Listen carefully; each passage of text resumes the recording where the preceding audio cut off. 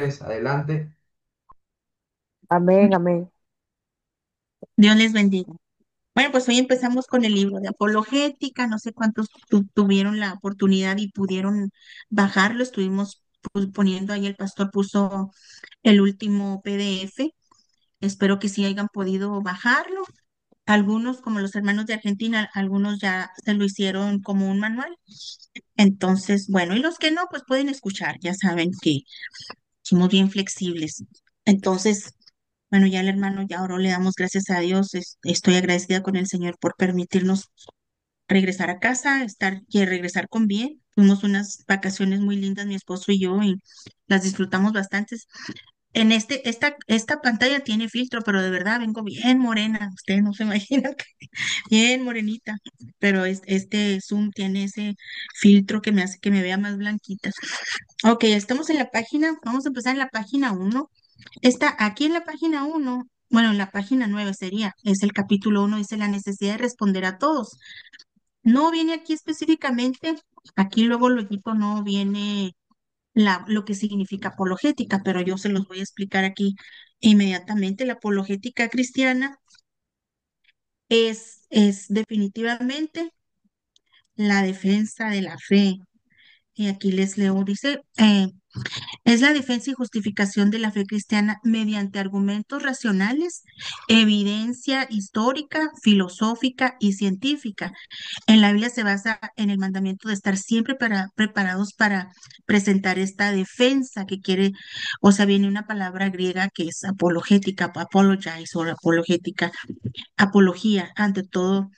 El que les demande razón de la esperanza que hay en ustedes, como se encuentra en primera de Pedro 3:15.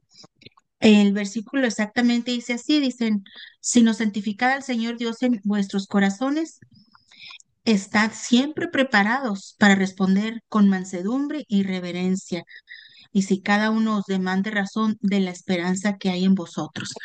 Quizás otras versiones digan diferente, pero eso es lo que significa estar siempre preparados para nosotros presentar una buena defensa de nuestra fe y de la esperanza que tenemos, ¿verdad? Entonces, tengo unos puntitos aquí antes de empezar con el capítulo uno. Dice fundamentos bíblicos y principios. El mandamiento en primera de Pedro, este pasaje clave, ¿verdad?, que instruye a los cristianos a santificar a Cristo como Señor en sus corazones y estar preparados para esa explicación. También tenemos los ejemplos de Pablo, que practicó también la defensa de la fe en el libro de los Hechos. Y pues a través de sus cartas siempre podemos ver, ¿verdad?, que él siempre estaba defendiendo la fe y también su llamado. Dice aquí que hay dos métodos en este punto. La apologética cristiana utiliza diferentes métodos, como la apologética clásica, o sea, presentar la evidencia, y la apologética presuposicional, o sea, confrontar las suposiciones de los no creyentes. Y todo esto lo vamos a ver en este libro. Objetivos y práctica, defender la fe. Su propósito es defender la fe cristiana contra ataques y objeciones, combatir la duda y promover la verdad cristiana. Responder a preguntas ayuda a los cristianos a saber por qué creen y cómo explicar su fe a otros, respondiendo a las preguntas sobre la existencia de Dios, la confiabilidad de las escrituras y otros temas. Y esto con mansedumbre y reverencia. Es crucial practicar la apologética con actitud de respeto, sin ser grosero, enojado o irrespetuoso. El objetivo es ayudar a los incrédulos, no alejarlos más. Antes si no era muy sabio el cristiano, lo que hacía es que se hacía más enemigos en vez de ganarse a la gente. Pero tenemos que ser, así como decía la oración del pastor, ¿verdad? Ser precavidos, ser prudentes cuando nosotros hablamos, porque lo que queremos es ganarnos a todos. Todo el que se nos ponga enfrente y que quiera tener un argumento y que quiera defender sus creencias, que eh, si no son cristianos, pues van a ser erróneas. Dice, ¿cómo se relacionan con la Biblia? Dice, la Biblia no usa el término apologética en el sentido moderno, pero sí contiene ejemplos y mandatos que la fundan. La práctica apologética es vista como una forma de obedecer el mandato de defender la fe, pero siempre debe ir acompañada de un carácter manso irreverente, buscando la verdad en amor. Eso lo pueden encontrar en Google, solamente le puse que es apologética cristiana y me dio esto. Y dije, bueno, como el libro no me da, aquí en este libro no me da lo que significa apologética, otros libros sí, pero este nada más te da como un prefacio, ¿verdad? Pero no voy a leer el prefacio. So, vamos a empezar ahí con la necesidad de responder a todos. Todos, ahorita está muy bien que ustedes están en esta escuela porque aquí van a aprender, algunos a lo mejor ya saben, ¿verdad? Pero muchos de ustedes van a aprender mira, ahí está, qué bien que lo puso el pastor ahí para los que no tienen el libro. Gracias, pastor. Van a aprender a cómo defender lo que nosotros creemos, o sea, la verdad, la escritura, nuestra fe. Dice, bueno, todo esto de los argumentos en pro de la existencia de Dios y las pruebas de la resurrección resulta interesante y sé que tiene su importancia, pero nunca lo he necesitado, dijo el pastor mirando por el espejo retrovisor para cambiar de carril. El joven sentado a su lado permaneció callado, impresionado por lo que acababa de escuchar. Y el pastor prosiguió. La gente a la que le predico el evangelio no pregunta esas cosas, realmente no les interesa si una verdad es objetiva o no, ni qué dijeron los historiadores antiguos sobre Jesús y la resurrección, ni las soluciones al problema del mal. La mayoría de las personas no consideran filosóficamente lo que creen. Al fin el joven dijo abruptamente, ¿en serio? Esa es la única clase de preguntas que siempre me hacen. Es bueno, dice él provenía de una familia eh, que perdón, de una familia que de cristiana solo tenía el nombre, había sido criado en una parte del país donde la religión suele ser ridiculizada. Cuando al fin llegó a ser cristiano, mientras estudiaba en la universidad, tuvo que lidiar con una serie de preguntas difíciles acerca de su fe. Los, los inconversos con que se relacionaba estaban cabalmente preparados para ser escépticos y agnósticos. Toda su vida estuvo muy consciente de que el mundo se opone al cristianismo en el terreno intelectual. Cada vez que hablaba de Cristo, la persona le planteaba en forma increíble algunas de las objeciones que él mismo se había formulado antes.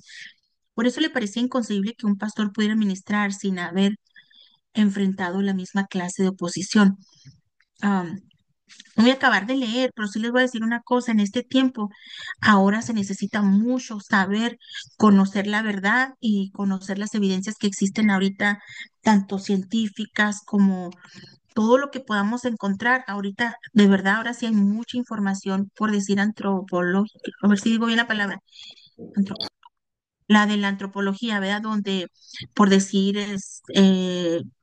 escarban en las cuevas y encuentran todos estos artefactos de antiguos, especialmente en estas regiones del Medio Oriente o como acá en Arabia, por Israel y todos estos lugares.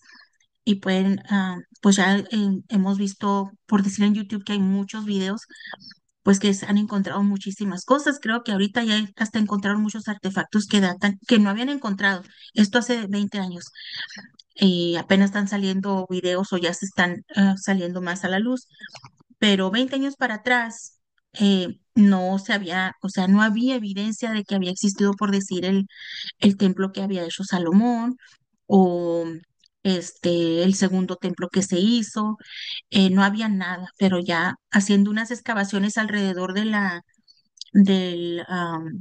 pues del templo donde está el domo ese que es de los musulmanes, iban a hacer unas renovaciones y sacaron mucha tierra de su periferia, pero como lo sacaban así como en grandes partes, lo pusieron en otra parte de la ciudad, como en las afueras, y como no pidieron permiso, no se hizo como no llenaron ciertas formas para ver los antropólogos, a ver qué pensaban o así. Pues resulta que estos antropólogos fueron a ver toda esa tierra que habían sacado, ¿no?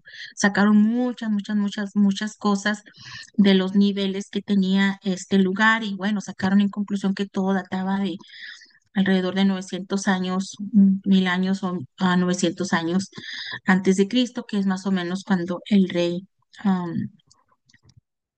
Salomón estaba reinando, solo que ahora, y no nomás eso, sino que nosotros tenemos que estar preparados y preparar a nuestros hijos, siempre estarles diciendo lo que nosotros estamos aprendiendo, porque nuestros hijos también batallan en la escuela, en la escuela, no nomás en la primaria, en la secundaria, lo que sería acá como la middle school y la high school, y pues no se diga, ya cuando llegas a la universidad y todo eso hay mucha más opresión, porque pues en las universidades vamos a encontrar de muchas partes del mundo, como aquí en Estados Unidos viene mucha gente a estudiar de otras partes del mundo y traen sus ideas, ¿verdad? Otras ideologías. Entonces nos encontramos, y hasta los mismos maestros, ¿verdad? Ya tienen otras filosofías y dice mi sobrina, pues tengo dos sobrinos, tres sobrinos que ellos ya terminaron sus carreras, pero sí batallaron mucho, venían siempre con preguntas con mi hermana Mari, eh, como los maestros les decían que den oportunidad de conocer otras religiones, otros dioses, por decir así, otras creencias, para que no estén nada más como les decían, como estén enfrascados en lo que han aprendido ah, acerca de este Dios, del Dios de nosotros. Pero al final de cuentas, como una de mis sobrinas viaja mucho por todo el mundo y ella, aunque le pusieron eso en la cabeza, siempre ha creído en Dios. Pero por si una duda hubiera encontrado o hubiera tenido ella en su mente y todavía se puso a observar otras cosas, otras culturas, otras religiones, se ha dado cuenta que solamente hay un solo Dios, el Dios verdadero al que nosotros servimos y Él ha estado con ella. Entonces tenemos también que tener o sea, nosotros aquí estamos aprendiendo y tenemos una responsabilidad de enseñar y de pues tener esa defensa siempre pues preparados. Entonces vamos a seguir aquí, aquí abajito. Pastor, eh, una pregunta. ajá, Disculpe, pastora, buenas noches. Una preguntita. La diferencia entre un agnóstico y un escéptico. no, pues vamos a verlo. No lo tengo aquí a la mano, pero aquí lo buscamos. Ok, gracias, pastora. Yo voy a buscar a agnóstico y si alguien por ahí me busca, no sé si el pastor Moromisato puede en su celular buscarme escéptico. Las dos, no, ninguna de las dos es cristiano. Agnosti.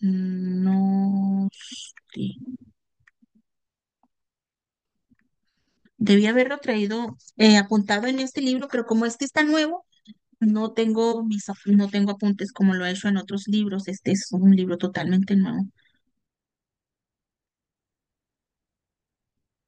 Ok. Hola, agnóstico. Vamos a ver qué dice. Bueno, una persona, ¿qué significa ser una persona agnóstica? Es alguien que mantiene la postura de que la existencia o inexistencia de Dios es desconocida o incognoscible, basándose en la falta de pruebas definitivas. No es una postura de creencia o incredulidad, sino una posición sobre la capacidad de conocimiento. Un agnóstico puede ser teísta, cree que algo existe, pero no lo puede probar. O un ateo no cree que algo exista, pero afirma que es desconocido. Entonces, vamos a ver ahora la diferencia del escéptico. Eh, es la Ya de lo las, tengo aquí. dice, Buenas significa, noches, pastora. Yo aquí lo busqué, si quiere lo leo. ajá, adelante. Ujú. Dice, el escéptico viene del griego skepsis, que significa examinar o dudar. El escéptico no acepta algo como verdadero sin evidencia. Su postura es más crítica y racional. Cuestiona lo que no tiene pruebas. Puede aplicarse no solo a temas religiosos, sino a todo tipo de afirmaciones, ciencia, política, milagros, etcétera. Ejemplo, no creo en los fantasmas porque no hay pruebas de que existan. Entonces aquí me hizo un pequeño cuadro comparativo y dice, agnósticos, no se puede saber si algo divino existe o no, en contraposición con el escéptico que duda hasta tener la evidencia. Entonces, ¿en qué se enfoca el agnóstico? En el conocimiento y el escéptico en las pruebas y el razonamiento. El agnóstico dice, Dios podría existir, pero no hay forma de saberlo. El escéptico, no creo hasta que lo vea demostrado. Amén. Gracias. Ahí está bien. Bueno, ahí está la diferencia. El escéptico, ¿saben quién me recuerda el escéptico? A Tomás.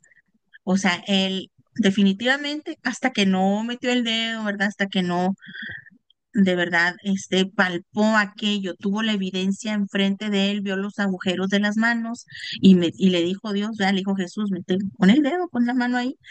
Entonces, él era un escéptico. Entonces, y el agnóstico sabe que hay algo, pero no sabe qué es. O sea, sabe que algo existe, pero no ha tenido la experiencia, no hay algo palpable para él, o él se queda así entre el limbo, se queda como muy neutral. Y neutral para nosotros es nada, no tiene entrada tampoco, o sea, como dice la escritura, no eres frío ni caliente, y por tanto eres tibio, ¿sabe cómo? O sea, si se quedan en el neutro ya no. Dios quiere, Dios quiere que estemos bien calientes, porque fríos no tenemos salvación, calientes sí, pero tibios no. Él no quiere eso. Bueno, ahí está ya la contestación.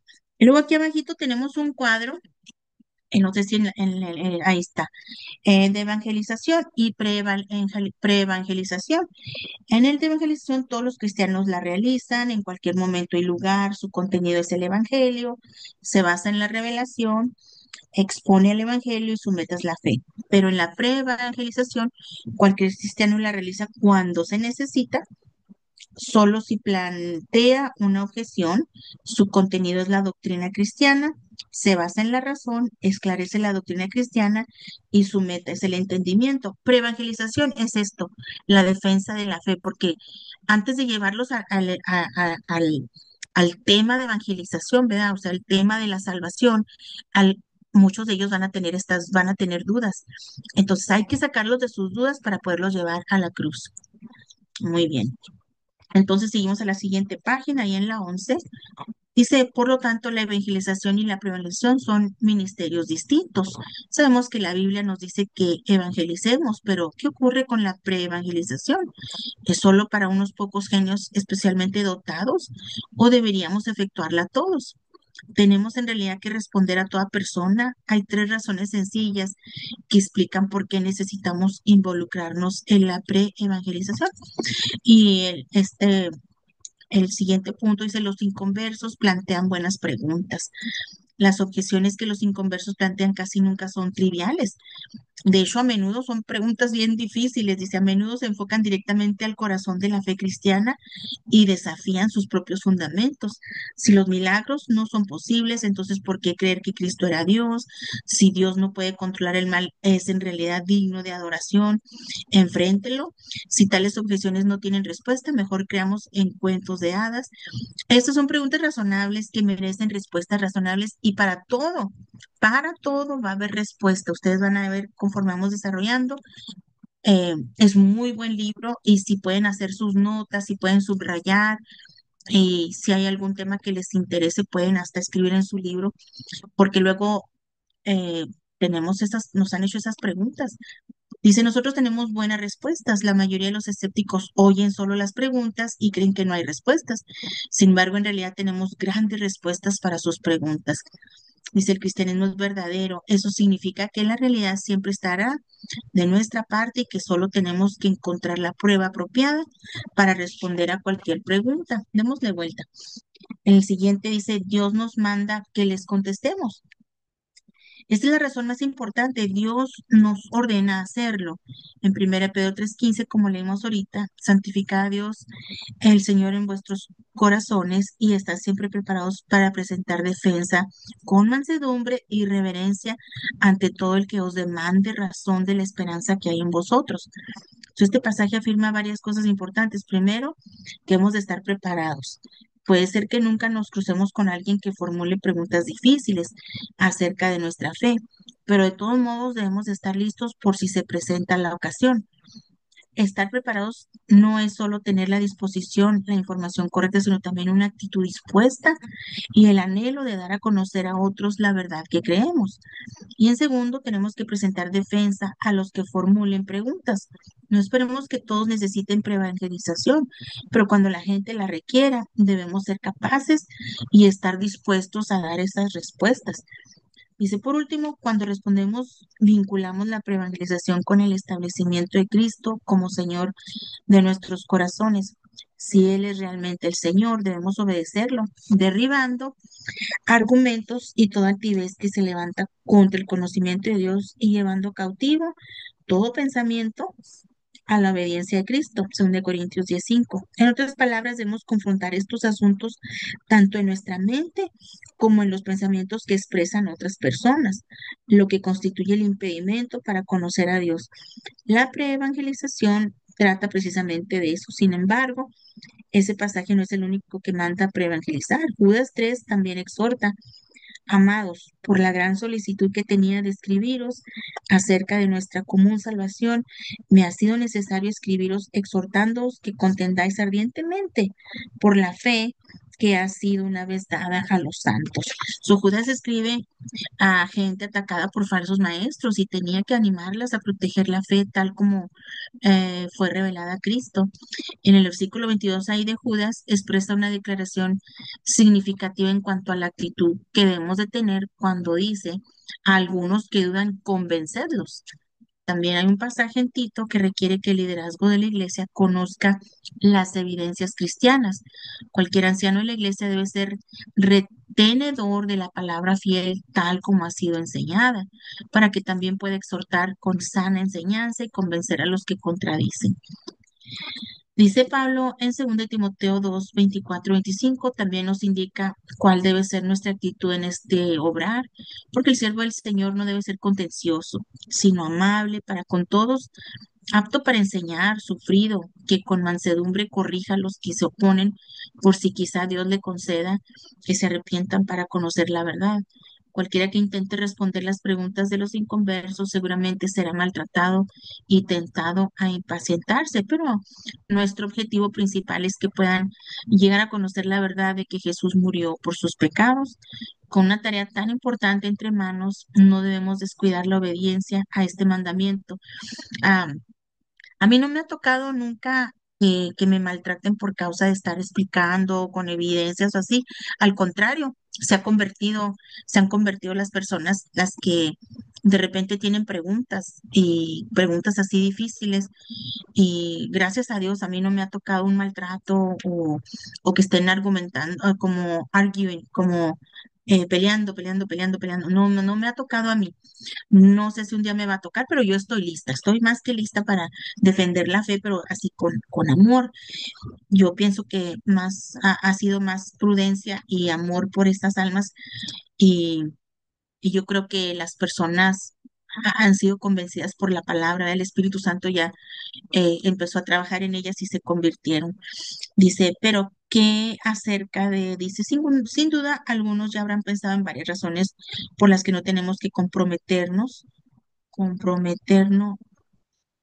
en la preevangelización. Algunos hasta parecen ser bíblicas. No hay manera en que podamos responder a todas esas objeciones, pero hay unas cuantas muy comunes que merecen un momento de atención. Dice la Biblia, dice: nunca respondas al necio de acuerdo con su necedad. Estamos de acuerdo con Proverbios 26:4, también lo estamos con el versículo que sigue: responde al necio como merece su necedad, para que no se estime sabio en su propia opinión. Ese es el Proverbios 26:5. Este pasaje nos enseña que debemos ser cuidadosos respecto a elegir cuándo y cómo enfrentar las ideas falsas, a menos que el libro de Proverbios haya sido obra de un loco. No, eso lo escribió Salomón. Pero yo creo que dentro de todo, dentro de nuestra capacidad y nuestro servir como cristianos, nuestro caminar, nos va enseñando a nosotros cómo dirigirnos con las personas. Y uno mismo va sabiendo ya cuando ya la gente es demasiado necia, cuando ya están muy necios, entonces ya tú paras, porque también la escritura dice que, lo voy a decir de esta manera, pues así como dice el versículo, que no tiremos las perlas a los cerdos. Y se oye bien feo eso, pero como que todo tiene un límite. Ya, yo creo que lo mejor es, por si vamos a decir que sea familia, lo mejor es nada más estar orando por ellos. Ya les diste la palabra, ya trataste de una y otra manera, y ya mejor porque no quieres perderlos, no quieres perder la amistad, no quieres dejar de visitarles ni que te dejen de visitar, para que ellos vayan viendo tu testimonio y qué bonita la atmósfera en tu casa y que hay paz y como que vean todo el testimonio bien bonito. Pero si estamos insistiendo, entonces nosotros vamos a caer en el error y ellos ahorita no quieren nada. O sea, va a llegar el momento en que Si nuestra prudencia es buena prudencia, ellos, ellos van a venir a nosotros cuando lo necesiten y un día van a recibir al Señor. Tenemos que tener esa fe. Dice, no alegue con alguien que no escucha razones. Ahí está. Pues será tan necio como esa persona, pero si es capaz de mostrarle lo erróneo de su pensamiento en una manera que le resulte comprensible, quizás esa persona busque la sabiduría de Dios antes que confiar en sí mismo. La lógica no es válida, no puede decirnos nada acerca de Dios. Solea esto con mucho cuidado. Dice que la lógica no trata estos asuntos, pero la declaración sobre estos asuntos es lógica, ya que establece ser cierta, mientras que su opuesto es falso. Esa afirmación es la base de toda lógica y se llama la ley de la no contradicción.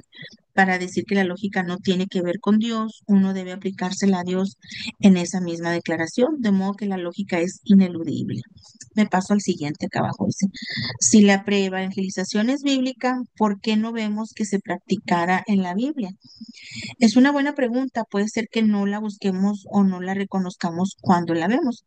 Moisés pre-evangelizó. El primer capítulo de Génesis confronta claramente los relatos míticos de la creación conocidos en la época. Elías lo hizo. Toda la escena que transcurre en el Monte Carmelo con los profetas de Baal está concebida para mostrar la superioridad de Jehová o Yahvé. Jesús lo hizo. Su encuentro en el pozo con la mujer es un buen ejemplo de enfrentamiento con las barreras sociales, religiosas y morales que se levantaban ante la fe. Pablo lo hizo bastante, al menos en 4 ocasiones. Ahí en Hechos 14, 8, 17, 16, 34 y del Hechos 24, 5 al 21 y Hechos 26 del 1 al 29, o sea, son bastantes capítulos. Lo vemos que expone y defiende la fe ante los inconversos de diferentes trasfondos religiosos. Además están los mandamientos que hemos examinado y las múltiples ocasiones en que los autores del Nuevo Testamento confrontan en sus escritos a los falsos maestros. Hay muchos ejemplos de preevangelización a través de todas las escrituras, a medida que Dios ha ido llegando al mundo con el mensaje de su amor. Y luego me recuerda, aunque no está aquí, pero también me recuerda a Noé, que también les habló, o sea, les habló antes de que viniera el diluvio. Dice que estaba pregonando la justicia.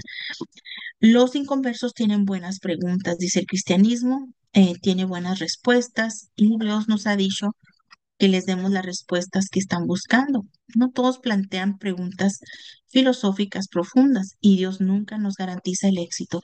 El éxito es su negocio, pero nos ha dicho que estemos preparados. Justamente de eso se trata este libro.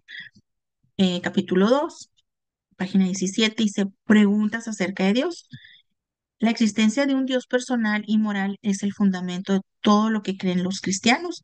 Si no hay un Dios moral, no hay un ser moral contra quien pecar, por lo tanto no se necesita salvación. Más aún, si no hay Dios, sus actos, entre comillas, entre paréntesis, milagros, no pueden existir. Y los relatos acerca de Jesús solo pueden entenderse como ficción o mitos. Por lo tanto, la primera pregunta a tratar en la preevangelización es, ¿existe Dios? La segunda está muy relacionada con la anterior. Si existe, ¿qué clase de Dios es? En este capítulo contestamos ambas preguntas. En el 3 revisaremos las cuestiones referentes a otros dioses. La primera es, ¿existe Dios? Miren, argumentos, argumentos a favor de la existencia de Dios. Dice, tradicionalmente se usan 4 argumentos básicos para probar la existencia de Dios: cosmológico, teológico, axiológico y ontológico, vocablos técnicos que definimos así, argumentos a partir de la creación. O yo había subrayado o con highlight con el amarillo, ¿verdad? Cosmos significa creación, telos significa propósito, argumento a partir de la ley moral, axios significa juicio y el argumento a partir del ser, ontos significa ser. Dice, historia del argumento a partir de la creación. Pablo dijo que todos los hombres conocen acerca de Dios, porque lo que de Dios se conoce les es manifiesto, pues, dice, pues Dios se lo manifestó porque las cosas invisibles de Él, su eterno poder y deidad, se hacen claramente visibles desde la creación del mundo, siendo entendidas por medio de las cosas hechas, de modo que no tienen excusa. Denme un segundito, Espera, estoy en clase. Es, ok. Bien. Dice Romanos 1, 19 y 20. Platón es el primer pensador conocido que desarrolló todo un argumento basado en la casualidad. Aristóteles siguió su línea. Los filósofos musulmanes Al-Farabi y Avicena también recurrieron a este tipo de razonamiento, al igual que el pensador judío Moisés Maimónides. En el pensamiento cristiano, Agustín, Santo Tomás, Anselmo, Descartes, Leibniz y otros hasta nuestros días lo hallaron valioso y lo han hecho el argumento más ampliamente conocido de la existencia de Dios. Tenemos aquí el argumento a partir de la creación. La idea básica de este argumento es que, así como hay un universo, este debió ser causado por algo más allá del mismo. Esto se basa en la ley de la causalidad, la cual dice que todo objeto finito es causado por otro diferente a él. Este argumento asume dos formas distintas que trataremos por separado. La primera indica que el universo necesita una causa inicial, la segunda que necesita otra causa actual para continuar existiendo. El universo fue causado en el principio. Dice, este argumento afirma que el universo es limitado porque tuvo un principio y que al principio fue originado por algo más allá del universo mismo. Esto puede formularse de la siguiente manera y tenemos estos tres puntos. Dice, el universo tuvo un comienzo, lo que tiene un comienzo debe haber sido causado por otra cosa. Por lo tanto, el universo fue causado por otra cosa y esa causa fue Dios. Ok. Él dice, para evitar esta conclusión, algunos dicen que el universo es eterno, que nunca tuvo comienzo, que siempre existió y nada más. Y aquí un comentarista, Carl Sagan, señaló, el cosmos es todo lo que es, fue alguna vez o será, pero tenemos dos respuestas a esa objeción. La primera de ellas es que la prueba científica respalda fuertemente la idea de que el universo tuvo un comienzo. El punto de vista que casi siempre sostienen quienes proclaman que el universo es eterno, llamada teoría del estado constante, conduce a algunos a creer que el universo está produciendo constantemente átomos de hidrógeno a partir de la nada. Sería mucho más sencillo creer que Dios creó el universo a partir de la nada. Además, el consenso de los científicos que estudian el origen del universo es que se formó de una manera súbita y cataclísmica, lo que llaman la teoría del Big Bang ah, o la gran explosión. La prueba principal de que el universo tuvo un comienzo es la segunda ley de la termodinámica, que afirma que el universo se está quedando sin energía utilizable, es decir, que sí está agotándose, no puede ser eterno. Alguien tuvo que darle cuerda para que se esté acabando. Otra prueba del Big Bang es que todavía podemos encontrar radiación de esa explosión y ver el movimiento que ha causado. Dice, veas el capítulo 10 para más detalles. Robert Jastrow, fundador y director del Instituto Goddard de Estudios Espaciales de la NASA, dijo, debe haber una explicación lógica del explosivo nacimiento de nuestro universo. Y si existe, la ciencia no puede hallar cuál es esa explicación. La pesquisa científica del pasado termina en el momento de la creación. Dice, bueno, yo aquí ya ven que está la palabra termodinámica, sí hice una notita aquí. Termodinámica es la rama de la física, constituye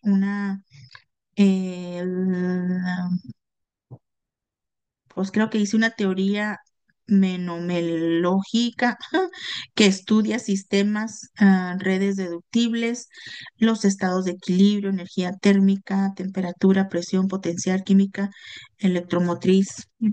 Ah, Esto lo agarré también del Google. Ok, dice,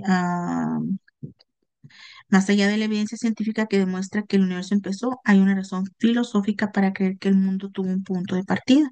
Este argumento muestra que el tiempo no puede regresar a la eternidad pasada. Se ve que es imposible pasar por una serie infinita de momentos.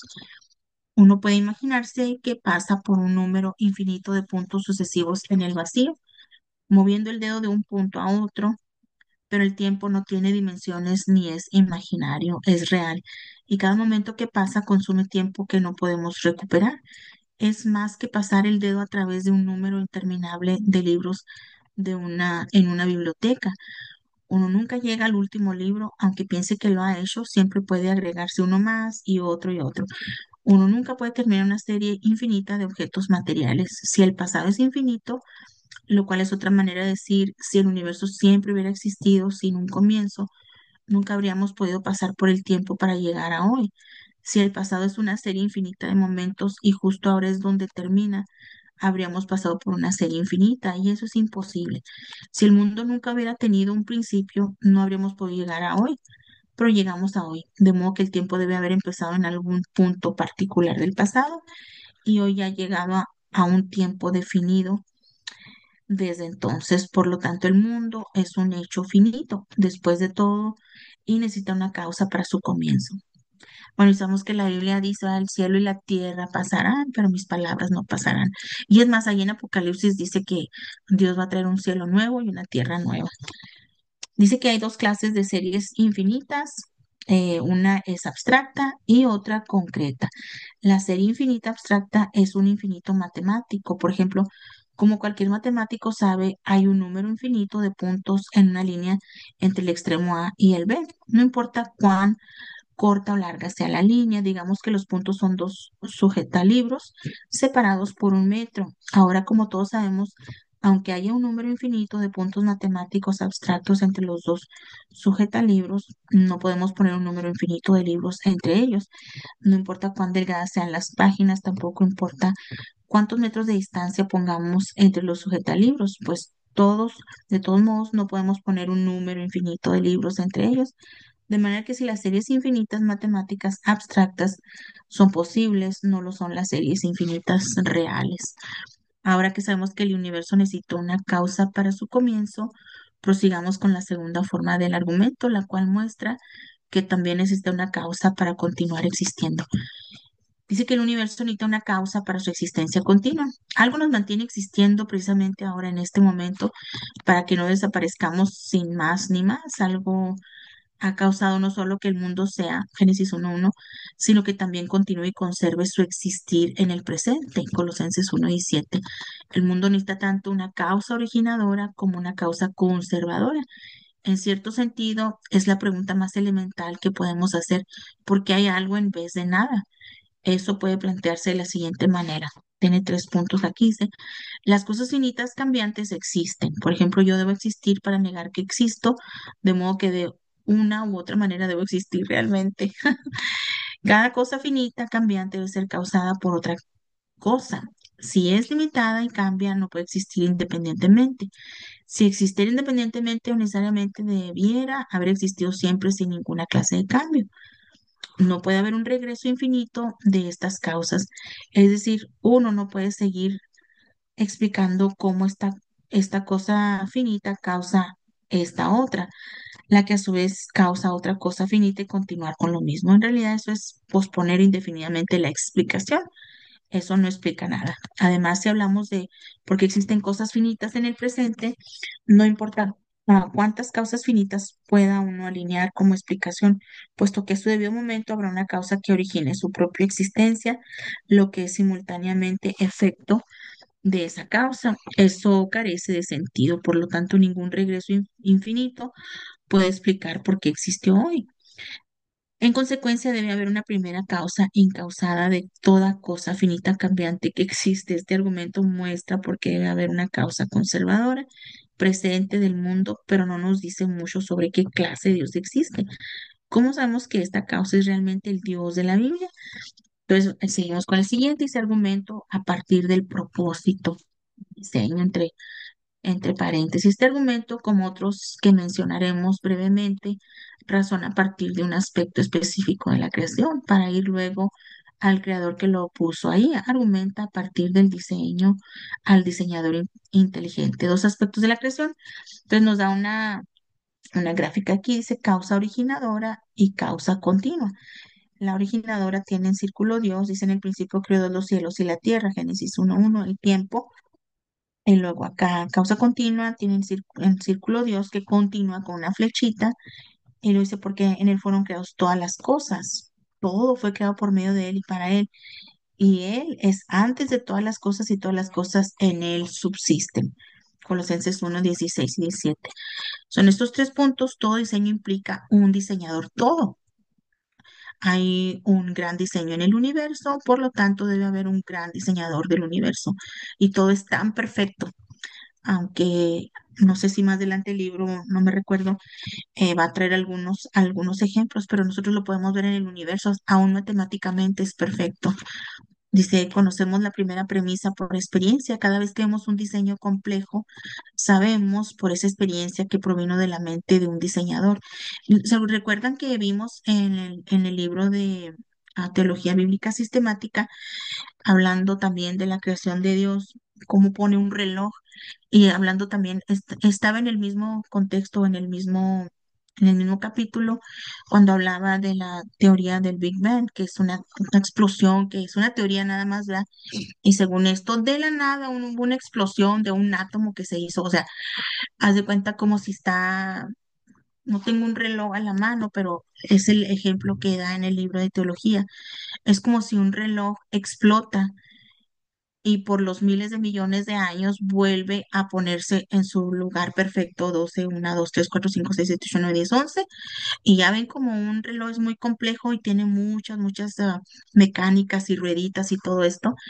Pero los relojes aquí que nosotros conocemos pues tienen un diseñador. O sea, la corbata del pastor, la chamarra, mis lentes, la blusa, alguien lo hizo. Entonces, igualmente el universo tan perfecto que es, tuvo que tener un diseñador. No podemos menospreciar ni hacernos los ciegos de que, solo se hizo como por arte, así de que una explosión. Y o sea, por muchos miles de millones que pasen, nada puede ponerse. Dice que se explotó y de ahí esa explosión se formó el universo tan perfecto como Dios lo ha hecho, y la Tierra y nosotros y todo lo que hay en la Tierra y todo lo que hay en el universo, los planetas, las estrellas.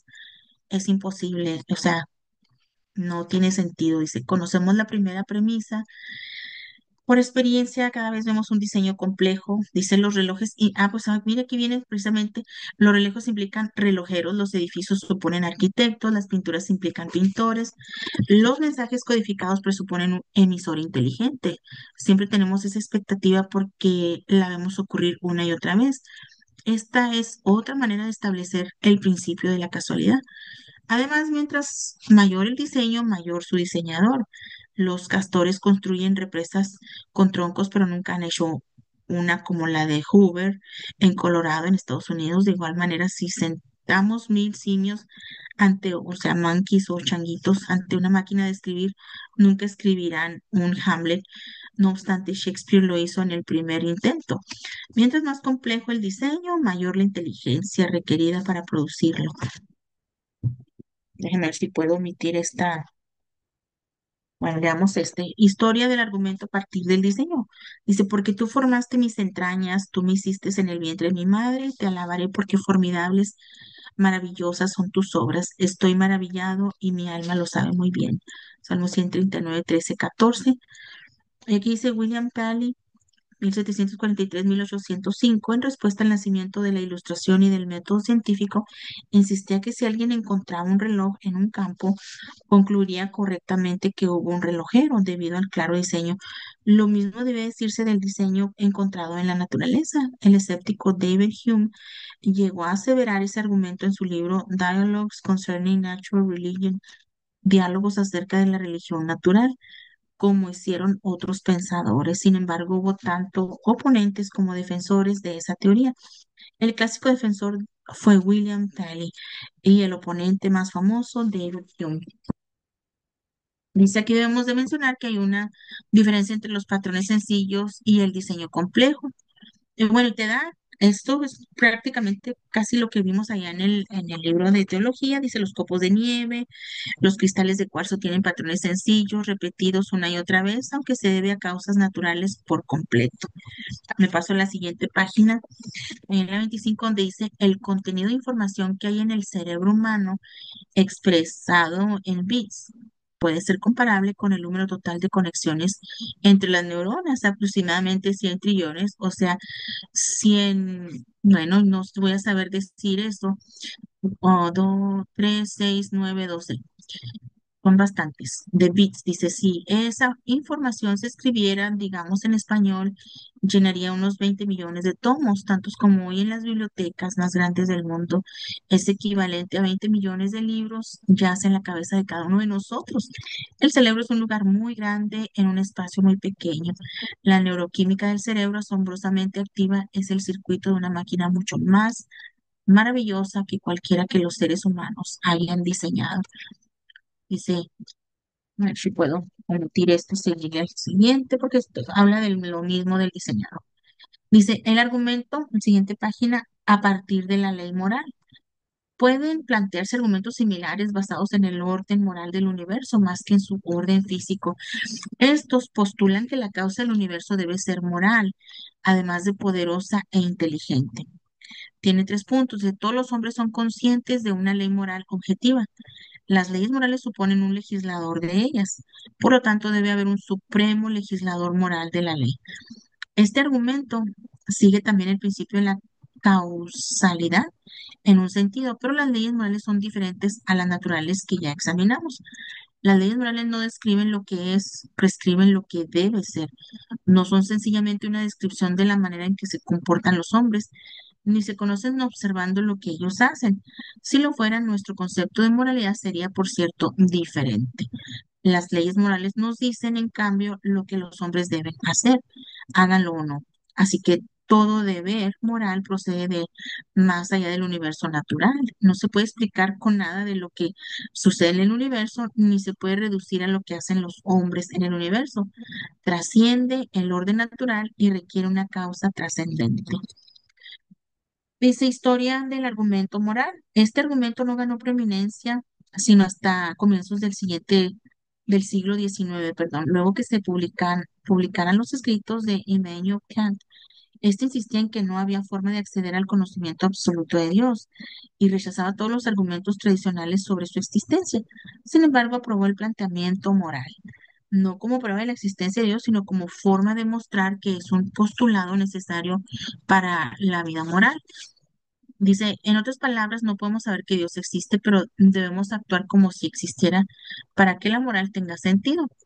Pensadores posteriores a Kant refinaron el argumento para demostrar que hay cierta base racional de la existencia de Dios en la moralidad.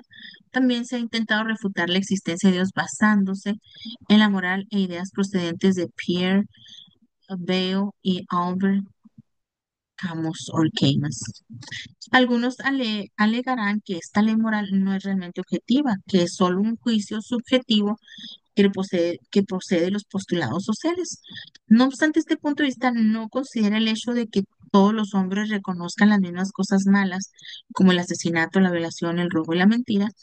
Además, la crítica que este criterio plantea se parece mucho a un juicio subjetivo porque dice que nuestros juicios de valor son erróneos. Ahora bien, si no hubiera una ley moral objetiva, entonces no podría haber juicios de valor correctos ni erróneos. Si nuestras perspectivas acerca de la moralidad son subjetivas, entonces las de ellos también lo son. Pero si afirman efectuar una declaración objetiva sobre la ley moral, entonces presuponen que hay una ley moral en el acto mismo de tratar de negarlo. Quedan así atrapados en ambos sentidos. Hasta su declaración, nada sino exige conocer más que lo que muestra que se adhieren secretamente a alguna norma absoluta que trasciende los juicios subjetivos. Por último, digamos que aún aquellos que dicen que no hay orden moral esperan ser tratados con equidad, cortesía y dignidad. Si uno de ellos planteara esta objeción y le replicáramos con un cállese, ¿a quién le interesa lo que usted piensa? Comprobaríamos que cree que hay algunos deberes morales. Cada uno espera que los otros sigan algún código moral. Hasta aquellos que pretenden negarlos, la realidad es que la ley moral es un hecho innegable. Dice igual, diferente o similar. ¿Cuánto nos parecemos a Dios? ¿Cuánto puede decirnos un efecto acerca de su causa? Algunos dicen que el efecto debe ser exactamente el mismo de su causa. Las cualidades del efecto, tales como la existencia o la bondad, son las mismas que las de su causa. Si eso fuera cierto, todos deberíamos ser panteístas, porque todos somos Dios eternos y divinos. Otros reaccionan diciendo que somos diferentes de Dios totalmente y que no hay una similitud entre lo que Él es y lo que somos nosotros. Pero eso significaría que no tenemos conocimiento positivo de Dios. Solo podríamos decir que Dios es no esto y no aquello y jamás que es Él. Lo equilibrado es afirmar que somos similares a Dios, lo mismo, pero de una manera diferente. La existencia, la bondad, el amor, todo eso significa lo mismo para nosotros y para Dios. Nosotros lo tenemos en forma limitada, en cambio Él es ilimitado, de modo que podemos decir que Dios es, aunque en algunas cosas debamos también decir que no es limitado como nosotros, es eterno, inmutable, incorpóreo, etcétera. Argumento a partir del ser. Si estamos entendiendo, ¿verdad? Como eso de la ley moral, o sea, aún los que lo niegan, todavía se basan en las leyes morales. Dice, argumento a partir del ser. Un cuarto argumento intenta demostrar que Dios debe existir por definición y señala que cuando accedemos a la noción de qué es Dios, la idea supone necesariamente la existencia. Hay varias formas de este argumento, pero veamos solo la idea de Dios como ser perfecto. Y tiene estos tres puntos. Toda perfección que se puede atribuir al ser más perfecto posible, concebible, debe atribuírsele a él. De otro modo, no sería el ser más perfecto posible. Número dos, la existencia necesaria es una perfección atribuible al ser más perfecto. Así que debe atribuirse la existencia necesaria al ser más perfecto. Historia del argumento a partir del ser. Cuando Dios le reveló su nombre a Moisés, dijo, yo soy el que soy, dejando muy en claro que la existencia, el ser, es su principal atributo. Éxodo 3:14.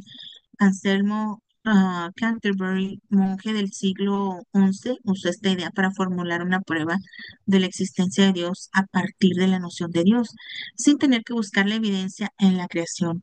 Anselmo se refirió a ella como prueba a partir de la oración, porque pensaba en ella mientras meditaba en la idea de un ser perfecto.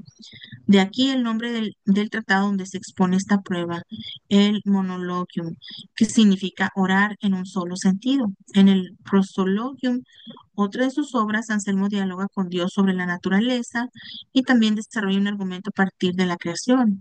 Este argumento en filosofía moderna se encuentra en las obras de Descartes, Spinoza, Leibniz y Hartshorne.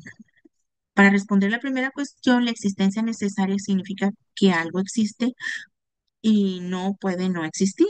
Cuando decimos esto de Dios, significa que para Él es imposible no existir.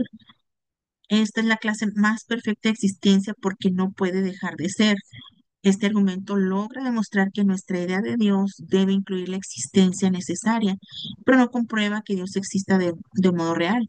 Demuestra que debemos pensar en Dios como existente necesariamente, pero no prueba que exista necesariamente. Este es un error que ha confundido a mucha gente, por el que uno no debe sentirse mal. El problema es que solo habla de la manera en que pensamos acerca de Dios y no existe o no en realidad. Debería reformularse de esta manera. Si Dios existe, lo concebimos como un ser necesario. Por definición, un ser necesario debe existir sin poder no existir. Por lo tanto, si Dios existe, debe existir sin poder no existir. Es como decir, si hay triángulos, debe tener tres lados. Por supuesto, puede que no haya triángulos. El argumento jamás supera ese sí inicial. Nunca llega a probar la gran cuestión que afirma responder. La única manera de hacer este argumento pruebe que Dios existe es introducir sobrefíciamente el argumento a partir de la creación, lo cual puede ser útil porque demuestra que si hay Dios, existe en forma necesaria. Eso hace diferente esta noción de Dios en cuanto a otras maneras de concebirlo, como veremos más adelante. Ok. Dice, todos los caminos conducen a una causa. Hemos visto que todos los argumentos tradicionales se apoyan en esta última instancia en la idea de la casualidad. El argumento a partir del ser necesita la confirmación de que algo existe y que en ese algo se encuentra la perfección y el ser. El argumento a partir del diseño presupone que el diseño fue causado. Igualmente la moralidad y la justicia y la verdad son propios de argumentos que creemos tuvieron una causa como recurso básico que demuestra la existencia de Dios, pues como dijera un estudiante, es el argumento causamológico. Ahora la pregunta del millón, si todos estos argumentos tienen alguna validez, pero se apoyan en el principio de causalidad, ¿cuál es la mejor manera de probar que Dios existe? Si responde el argumento a partir de la creación, está en la pista correcta. Pero, ¿y si combinamos estos argumentos en un todo uniforme que pruebe qué clase de seres Dios y asimismo su existencia? A esto nos dedicaremos en las siguientes páginas. ¿Qué clase de Dios existe? Si queremos demostrar que Dios existe y que es el Dios de la Biblia, debemos comprobar que todas las cosas planteadas por los argumentos mencionados son verdaderas. Cada uno contribuye algo a nuestro conocimiento de Dios y en conjunto forman un cuadro que solo puede corresponder al único Dios verdadero. Dice que Dios es todopoderoso. El argumento a partir de la creación prueba no solo que Dios existe, sino que tiene poder. Solamente un Dios con increíble poder puede crear y sostener todo el universo. Su energía tiene que ser mayor que toda la que haya tenido a su disposición la creación completa, pues Él no solo causó las cosas, sino que las mantiene juntas y existentes, e incluso sostiene su propia existencia. Eso es más poder de lo que podemos imaginar. Dice, Dios es inteligente. Hasta Carl Sagan reconoce que el diseño del universo es muchísimo más que lo que el ser humano puede concebir. El argumento a partir del diseño nos demuestra que aquello que causó el universo no solo tuvo gran poder, sino además gran inteligencia. Dios conoce las cosas, inclusive las que no podemos entender. Lo que nos hace también, o sea, para mí, una cosa tan sencilla como el ojo o el oído, la función del corazón, cómo está constituido, nada más, por decir nada más el ser humano, ya sin ver, no, es que no, vámonos para una cosa pequeñita, por decir una mariposita, el diseño de la mariposa o de cualquier animalito, ahora también el del ser humano, todo nuestros órganos, nuestra vista, nuestro oído, el cerebro, es una cosa maravillosa, sumamente, sumamente de un Dios inteligente. Dice, esto abre la posibilidad de que Dios sepa todas las demás cosas. No obstante, nos ocuparemos de eso más adelante. Por ahora, baste decir que Dios al menos sabe todo lo que hay que saber acerca de la manera en que pensamos porque diseñó nuestros cerebros. Dios es moral. La existencia de la ley moral en la mente de un legislador del tal nos demuestra que Dios es un ser moral. Él no está por encima de la moralidad como algunos reyes piensan que lo están, ni por debajo de ella como una roca. Dios es moral por naturaleza. Eso significa que parte de lo que sabe es la diferencia entre lo bueno y lo malo. Pero avancemos un poco más, un paso más. No solo es moral, Él es bueno. Sabemos que la gente también fue parte de su creación y que ella mantiene el reflejo de su imagen, que las personas siempre esperen un trato mejor que las cosas, así lo demuestra. Aún el que niega el valor de la gente espera que valoremos su opinión como persona, pero aquello que crea cosas buenas debe ser bueno en sí mismo. Una causa no puede causar lo que no es. Así pues, Dios no es solo moral, sino que es bueno. Dice Dios es necesario. El argumento a partir de la idea de ser necesario puede no probar que Dios existe, pero ciertamente nos dice mucho acerca de él en cuanto sabemos que existe. Por el argumento a partir de la creación dijimos que la existencia necesaria significa que él no puede no existir, de modo que no tuvo comienzo ni fin, pero también significa que él no puede llegar a ser en otra forma. Él debe ser necesariamente como es, no puede devenir en algo nuevo. Eso elimina todo cambio de su ser. Él es inmutable, sin cambio. El tiempo no puede porque es solo una manera de medir el cambio, por tanto, Él es eterno. Es más, dado que Él es necesario, no puede no ser. Él no puede tener límites. Un límite significa no ser en algún sentido y eso es imposible porque Él es infinito. Además, no puede limitarse a categorías como aquí y ahora, porque al ser ilimitado debe estar en todas las partes en todos los tiempos, por lo tanto es omnipresente. Todos estos atributos se entienden cuando comprendemos que Él es necesario.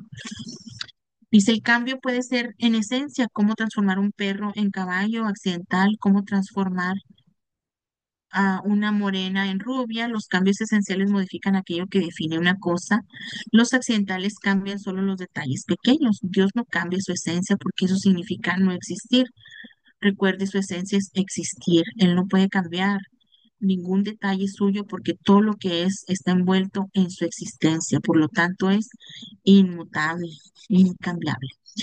Pero esa necesidad también nos dice algo sobre sus atributos. Debido a ella, él puede tener solo aquello que tiene necesariamente. Eso significa, como hemos visto, eterno, inmutable e infinito. Así que, aun cuando el argumento a partir de de la creación nos dice que Él tiene poder, el argumento a partir del ser muestra que es poder perfecto e ilimitado.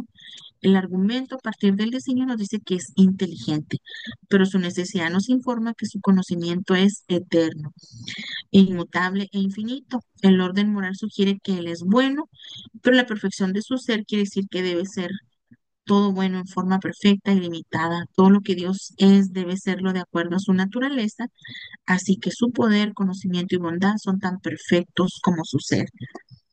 Dios es único. Hemos dicho que Dios es todopoderoso, omnisciente, todo bueno, infinito, increado, inmutable, eterno, omnipresente, pero ¿cuántos seres como ese puede haber? Él es una clase de único, por definición. Si hubiera dos seres ilimitados, ¿cómo distinguirlos?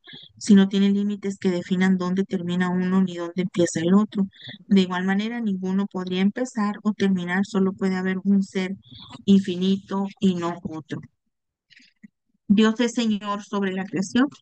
El argumento a partir de la creación hace más que probar que Dios existe. También demuestra que es el creador. No hay manera de distinguir dos criaturas infinitas, pero Dios es distinto al mundo finito que ha hecho. Todo el argumento a partir de la creación fundamenta que el universo no puede explicar su propia existencia, que no es Dios. Ese mismo punto puede alegarse si consideramos a un individuo. Existo, pero no tengo manera de responder por mi propia existencia. Queda dolorosamente claro que mi ser no es necesario. Puedo dejar de existir en cualquier momento y el mundo sigue adelante sin mí. Puedo encontrarle sentido a mi existencia solo si reconozco un ser infinito, una causa necesaria para mi vida, aquel que me da el ser. Él tiene control sobre la creación en cuanto es todopoderoso y omnisciente creador. Dios no solo existe, sino también su creación. Dios es Yahvé. ¿Es este el Dios de la Biblia? Dios le dijo su nombre a Moisés en la zarza ardiente. Yo soy el que soy. Éxodo 3:14. La dirección mía, Southsage 3:14. Esto significa que la característica principal del Dios de la Biblia es la existencia. Su naturaleza misma es existir.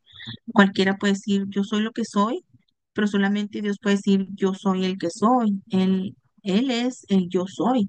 La Biblia también lo llama eterno. Colosenses 1:17, Hebreos 1:2, inmutable, Malaquías 3:6, Hebreos 6:18, infinito, Primera Reyes 8:27, Isaías 66:1, todo bondad, Salmo 86:5, Lucas 18:19 y todopoderoso, Hebreos 1:3, Mateo 19:26, puesto que todo es lo mismo en todos los aspectos y no puede haber dos seres infinitos. Este Dios que nos señala, el argumento es el Dios de la Biblia. Dice algunas objeciones. Si todo necesita una causa, entonces, ¿qué causó a Dios? Dios no tuvo comienzo, ¿eh? Esta pregunta se plantea muy a menudo. El problema es que la gente no escucha bien lo que decimos. No dijimos que todo necesita una causa, indicamos que todo lo que tiene un principio necesita una causa. Solo los entes infinitos necesitan una causa. Dios no tuvo comienzo. Él es infinito y necesario. Dios es la causa incausada de todas las cosas finitas. Si Él necesitara una causa, empezaríamos con una regresión infinita de causas que nunca respondería a la pregunta. Tal como son las cosas, no podemos preguntar quién causó a Dios, porque Dios es la primera causa, no se puede ir más allá de lo primero. Si Dios creó todas las cosas, ¿cómo se creó a sí mismo? Nuevamente, solo los seres finitos necesitan causas, los seres necesarios. Nunca dijimos que Dios es un ser autocausado, pues eso es imposible. Sin embargo, podemos hacer de esta objeción un argumento de pro de Dios. Solo hay tres clases posibles de seres: autocausados, causados por otro e incausados. ¿Cuáles somos nosotros? Imposible que seamos autocausados respecto a la existencia. No podemos traemos a la existencia nosotros mismos. Ser incausados significa que somos seres infinitos, eternos, necesarios, y no somos eso. De modo que debemos ser causados por otro. Y si somos causados por otro, ¿qué clase de ser es ese? Repito, imposible que sea autocausado, pues si lo fuera, supondría otro que lo cause, lo cual conduce a una regresión infinita, así que él debe ser incausado. Dice, las declaraciones acerca de la existencia no son necesarias. Algunos críticos han intentado una prueba ontológica contraria a Dios, diciendo que no podemos hablar de Él en términos de verdades necesarias. Sin embargo, esa misma afirmación demuestra ser necesaria en cuanto a Dios, al decir que tales declaraciones no pueden hacerse. Ahora bien, ¿es una declaración necesariamente verdadera o no lo es? Si lo es, el acto mismo de afirmarse prueba que es falsa, pues dice que tales declaraciones son imposibles. Si no es necesariamente verdadera, son posibles algunas declaraciones necesarias y la objeción se esfuma. Seamos justos. Si pueden hacer declaraciones negativas sobre la existencia, Dios no existe porque no podemos hacerlas positivas. Exacto. Dice, la ley moral es arbitraria o trasciende a Dios. Bertrand Russell preguntaba de dónde derivó Dios la ley moral. Él afirmaba que esa ley o trasciende a Dios y que éste está sujeto a ella y por ende no es el bien definitivo. No es el bien definitivo. Él dice, o es una selección arbitraria de códigos que se originaron en la voluntad de Dios, de modo que Dios o no es definitivo o es arbitrario y en todo caso es indigno de ser adorado.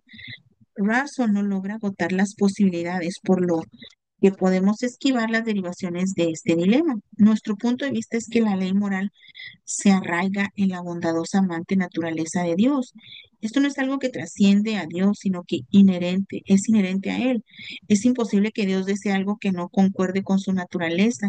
Dios es bueno y no puede querer arbitrariamente el mal, así que no hay dilema. Si entienden, esta parte es como cuando Dios pone todas estas, por decir los 10 mandamientos, empezando con los 10 mandamientos, son leyes morales, ¿verdad? No solamente morales, pero también entran las leyes morales espirituales, pero tiene tanto que ver con el carácter de Dios, o sea, su santidad. O sea, tú no puedes poner una ley si es algo que tú mismo no practicas, por eso Dios es tan santo, santo, santo, que, o sea, Dios no va a robar porque Él es santo. Entonces Él transmite, o sea, es como nosotros como padres, ¿verdad? Yo le voy a enseñar a mis hijos aprenden de mí, ah, con mi ejemplo, pero también con lo que yo les digo. Pero yo no les puedo enseñar, en mis hijos va a ser un fraude si yo les digo, no vayan a andar robando y ellos me van a ver robar. Entonces, fíjate, así es esa misma semejanza de Dios. Dios es todo lo que en lo que Él nos está transmitiendo, nos pone todas estas leyes morales, porque Él es un Dios moral, Él es un Dios santo, que Él no peca, Él es santo, y Él quiere eso para nosotros porque a nosotros nos hace bien todo esto. Entonces dice, ¿puede Dios hacer una montaña tan grande que no pueda moverla? Dice, este es otro cuestionamiento carente de significado. Pregunta, ¿hay algo que sea más que el infinito? Imposible, lógicamente, que algo sobrepase al infinito, ya que esto no tiene fin. Lo mismo se aplica a preguntas como, ¿puede Dios hacer un círculo cuadrado? Es como si preguntara, ¿cómo huele el azul? Esto es un error categórico, o sea, los colores no huelen y los círculos pueden ser cuadrados. Son imposibilidades lógicas que se contradicen a sí mismas cuando tratamos de pensar en ellas. La omnipotencia de Dios no significa que pueda hacer lo que es imposible, sino que tiene poder para hacer todo lo que es realmente posible. Aunque sea imposible para nosotros, puede controlar cualquier montaña que haga, poniéndola donde quiera y desintegrarla si lo desea. No se puede pedir más poder que ese. Dice, si Dios no tiene límites, debe ser bueno y malo, existente y no existente, fuerte y débil. Cuando decimos que Dios es ilimitado, queremos decir que es ilimitado en sus perfecciones. Ahora bien, el mal no es una perfección, sino una imperfección. Lo mismo es cierto en cuanto a la no existencia, la debilidad, la ignorancia, la finitud, la temporalidad u otra característica que suponga limitación o imperfección. Podríamos decir que Dios es limitado respecto a que no puede acceder a limitaciones como tiempo, espacio, debilidad, mal, menos no como Dios, solo está limitado por su limitada perfección. Si Dios es un ser necesario, también lo es el mundo. Dice, esto supone que es un ser necesario, debe hacer todo lo que haga necesariamente, pero nuestra definición era que Él debe ser todo lo que Él es. Todo eso que es en la naturaleza de Dios es necesario, pero todo lo que Él hace lo extiende más allá de su naturaleza y lo hace por su libre albedrío. Uno ni siquiera puede decir que Él necesitara crear. Su amor puede haber dado el deseo de crear, pero no exigió que lo hiciera. Él debe ser como es, aunque puede hacer lo que le plazca en la medida que no contradiga su naturaleza. Es muy importante ese, dice. Dice, si Dios es eterno, ¿cuándo creó al mundo? Esto plantea una cuestión confusa. Como seres finitos podemos imaginar un momento antes del comienzo del tiempo, aunque en realidad no hubo tal cosa. Dios no creó al mundo en el tiempo, Él es responsable de la creación del tiempo. No hubo tiempo antes del tiempo, solo hubo eternidad. La palabra cuando supone que hubo tiempo antes del tiempo. Es como preguntar dónde estaba el hombre que saltó del puente. Pues en el puente, eso era antes de que saltara en el aire, ¿verdad? Eso fue después que saltó. En esta pregunta, ¿cuándo supone que hay un punto concreto para una acción procesal? Saltar es el proceso que va del puente al aire. La pregunta respecto a la creación trata de introducir a Dios en el tiempo en vez de ponerlo en el inicio. Podemos hablar de la creación del tiempo, pero no en el tiempo. Aquí tengo una notita, dice espacio es irrelevante, o sea que Dios no está sujeto a nada, Dios, en Dios no hay tiempo, espacio, materia y tiempo. Y tengo aquí una notita del Salmo 139 y el título que sigue dice, sí, Dios sabe todo y su conocimiento no puede cambiar, todo está predeterminado y no hay libre albedrío. Saber qué harán los hombres con su libertad no es lo mismo que ordenar lo que deben hacer contra su libre elección. El conocimiento de Dios no es necesariamente incompatible con el libre albedrío. No es difícil decir que Dios creó a los hombres con libre albedrío, de modo que pudieran devolverle su amor, aunque Él sabe que algunos no lo decidirán así. Dios es responsable del hecho de la libertad, pero los hombres son responsables por sus actos de libertad. Dios puede aún persuadir a los hombres a que tomen ciertas decisiones, pero no hay razón para suponer que coercione una decisión que destruya la libertad. Él obra de manera persuasiva y no coercitivamente. Esta es la, o sea, en la perfección de Dios nos da este libre albedrío, o sea, tenemos esta libertad de escoger y decidir minuto a minuto, hora a hora, día a día, año con año, semana con o sea, nosotros escogemos, nosotros cada día escogemos o no escogemos, escogemos el camino de Dios o escogemos hacer el mal.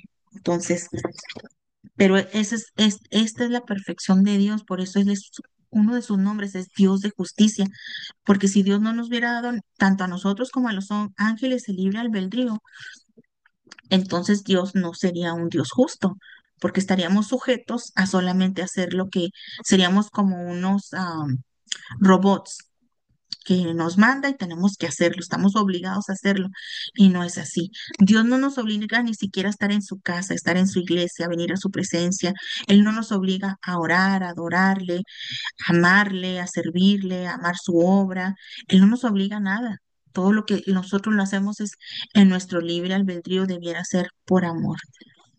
Dice, Dios no es más que una muleta psicológica, un deseo, un deseo, un reflejo de lo que esperamos sea cierto, erróneo. Esta clase de argumento comete un grave error. ¿Cómo saben los hombres que Dios no es más que un reflejo si no tienen un conocimiento superior?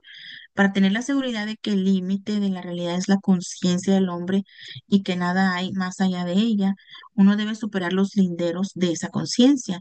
Pero si uno puede hacerlo, es que no hay límites. Esta objeción dice que nada existe fuera de nuestras mentes. Pero para decir eso, uno debe pasar los límites de su propia mente. Si la objeción fuera cierta, debiera ser falsa, se anula a sí misma. ¿Sí entendieron eso? ¿Ah? Una vez que piensas algo, entonces quiere decir que puedes salir del un pensamiento encerrado. Dice, fue un ascenso prolongado, pero tenemos un firme argumento de que Dios, y no solo un Dios, existe. En este punto nos sentimos tentados a cruzarnos de brazos y sentarnos como si no hubiera otras preguntas que se pudieran formular. Sin embargo, apenas establecimos que Dios existe, que este Dios existe, no hemos demostrado que sea cierto todo lo que la Biblia dice que Él hizo o dijo, y de eso se trata el resto del libro. Además, no hicimos mucho por distinguir esta definición de Dios de cualquier otro concepto de Él. Esta será la tarea que abordaremos en el siguiente capítulo. Démosle la vuelta y empezamos con el 13 preguntas acerca de otros dioses. Hay muchos dioses diferentes que compiten por los corazones y las mentes de la gente en la actualidad. El modo en que pensamos en cuanto a cómo es Dios y su relación con el mundo determina en gran manera o en gran parte la manera en que enfocamos las cosas de nuestro diario vivir. Por ejemplo, las personas con diversas creencias acerca de Dios pueden considerar en formas diferentes los problemas del hambre mundial o de los derechos civiles. Alguien que crea que todo, ay, alguien que crea que todo es parte de Dios, como los panteístas orientales, consideran que cualquier cosa dolorosa o mala es irreal. Por lo tanto, podría dirigir seminarios sobre meditación para hacer que las víctimas vean que sus problemas no son solo ilusiones suyas.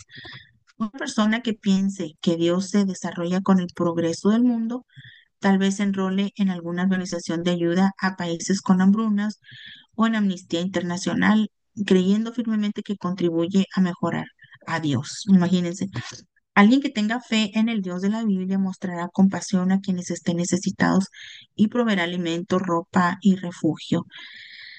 Dice, esas personas tienen diferentes maneras de ver el problema. Bueno, esta palabra cosmovisión, ¿verdad? Eh, es la visión o concepción global del universo. Ok, dice, estas personas tienen diferentes maneras de ver el problema, con distintas motivaciones para resolverlo debido a sus diversos puntos de vista acerca de Dios. La manera en que uno entienda a Dios determinará en gran medida la forma en que ve al mundo. En cada una de estas concepciones le llamamos cosmovisión, es la palabra que les acabo de decir, que significa la concepción global de cómo nosotros vemos el mundo. Dice, y son seis las que se oponen mayormente al cristianismo, las que deseamos examinar. Ok.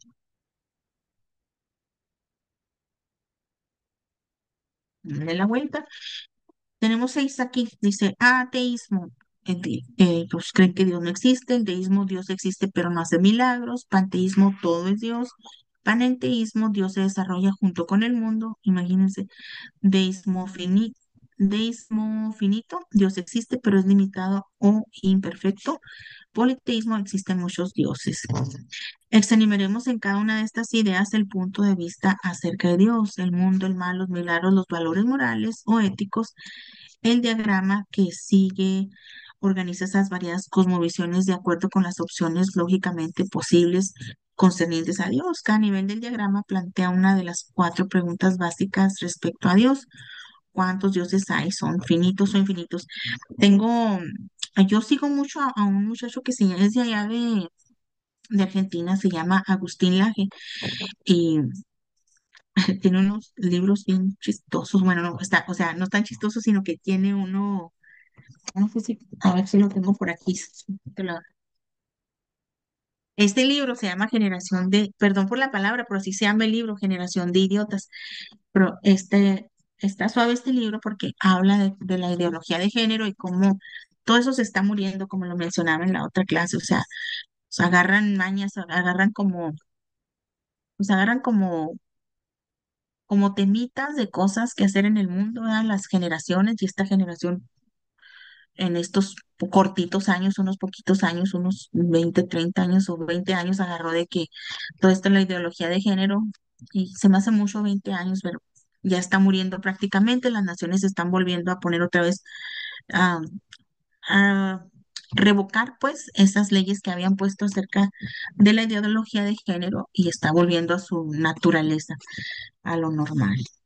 Hay otro escritor muy bueno de allá de Argentina que se llama Rigoberto Hidalgo. También habla acerca de estos temas muy interesantes y muy populares ahorita en estos tiempos. Examinaremos en cada una de estas ideas el punto de vista acerca de Dios, el mundo, el mal, los milagros, los valores morales. Bueno, eso ya lo he leído.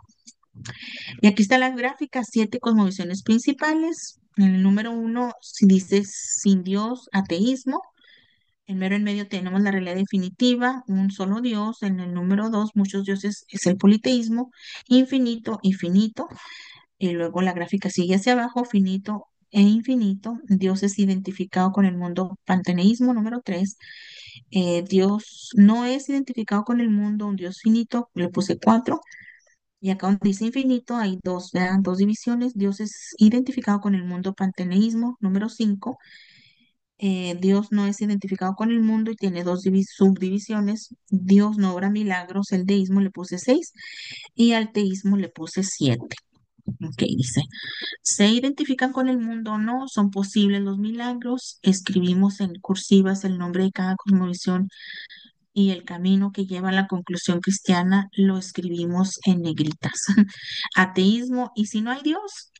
Aunque una encuesta reciente indica que solo un 5% de los norteamericanos no creen en Dios, la influencia de los pensadores ateos está ciertamente muy difundida en nuestra época. La mayoría de los estudiantes universitarios ha estudiado las obras o pensamientos de la existencia de Jean-Paul Sartre, el comunista Marx, el capitalista Ayn Rand o los psicólogos Sigmund Freud y B.F. Skinner. El movimiento Dios ha muerto de los años 60 tuvo como lema el siguiente pasaje tomado de Friedrich Nietzsche. ¿A dónde se fue Dios? Gritó. Te lo explicaré, lo matamos, tú y yo. Todos nosotros somos sus asesinos. ¿Acaso no oímos el ruido de los enterradores que lo están sepultando?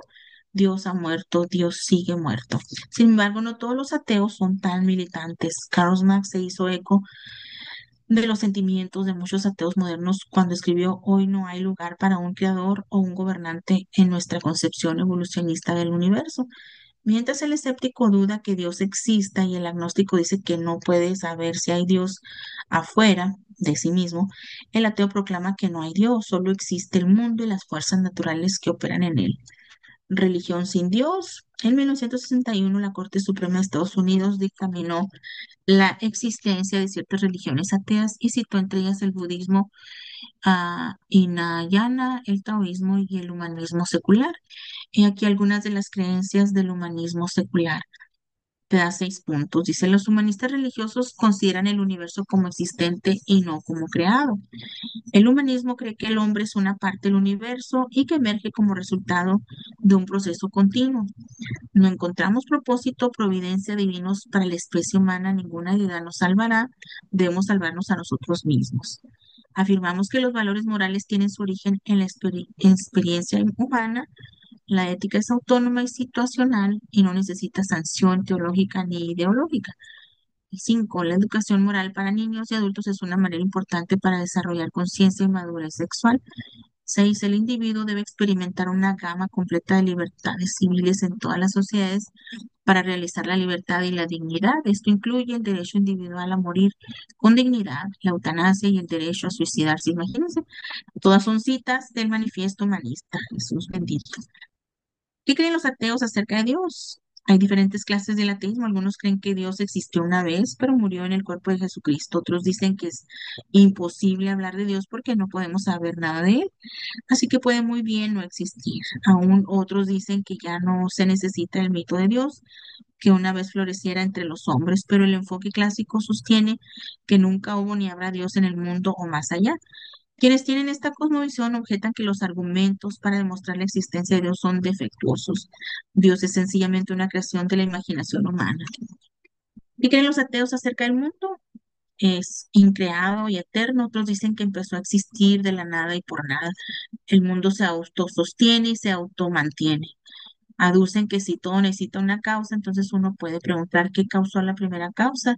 Así pues proclaman que debió existir una serie de causas que se remontan al pasado eterno. Algunos dicen sencillamente que el universo no es causado, sino que está ahí. ¿Qué creen los ateos en cuanto al mal? Afirman la realidad del mal aunque niegan la existencia de Dios. Piensan que el mal es una de las principales pruebas de que no hay Dios. El filósofo ateo Se pregunta qué obligaría a un cristiano a admitir que sus creencias son falsas, creyendo aún en la existencia de Dios, a pesar de que el mal continúa presente en el mundo. Algunos también alegan que es absurdo creer en Dios, ya que si Él hizo todas las cosas, también debe haber hecho el mal. ¿Qué creen los ateos acerca de los valores? Dice, si no hay Dios y si el hombre no es más que un conjunto de sustancias químicas, no hay razón para creer que algo tenga valor eterno. Los ateos creen que la moral es relativa y situacional. Puede que haya algunos principios éticos que perduren más que otros, pero todos fueron creados por el hombre, no revelados por Dios. La bondad es definida como cualquier cosa apunte al logro de los resultados deseados. Los filósofos ateos plantean ciertas preguntas que nos desafían a pensar en nuestra fe. Sin embargo, las objeciones que suscitan contra la existencia de Dios ya fueron vistas en el capítulo 2, dicho en forma breve, una serie infinita de causas es imposible e innecesaria porque los cristianos nunca dijeron que todo necesite una causa, solamente los eventos o cosas que cambian necesitan causas. Me paso aquí al siguiente, el deísmo y si Dios hizo el mundo, después lo dejó solo. No es lo que cree el deísmo, ¿eh? Que Dios hizo el mundo y luego nos dejó solos. Eso es error también. Dice que estos deístas tienen una visión de Dios muy parecida a la cristiana, salvo que piensan que jamás obra milagros, concuerdan en que hizo el mundo, que creen que lo dejó trabajar en base a los principios naturales. Él supervisa la historia humana, pero no interviene. Pueden comparar a Dios con un relojero que hace un reloj, le da cuerda y después lo deja que funcione solo. Y pues va muy en contra de lo que la escritura dice, ¿verdad? Que Él va a estar con nosotros todos los días hasta el fin del mundo, que Él siempre va a estar con nosotros, que va delante de nosotros, Él está en nosotros a través de su Espíritu Santo. Los deístas surgen del iluminismo del siglo XVIII, ponen la razón por encima de la revelación, puesto que esta última es un milagro.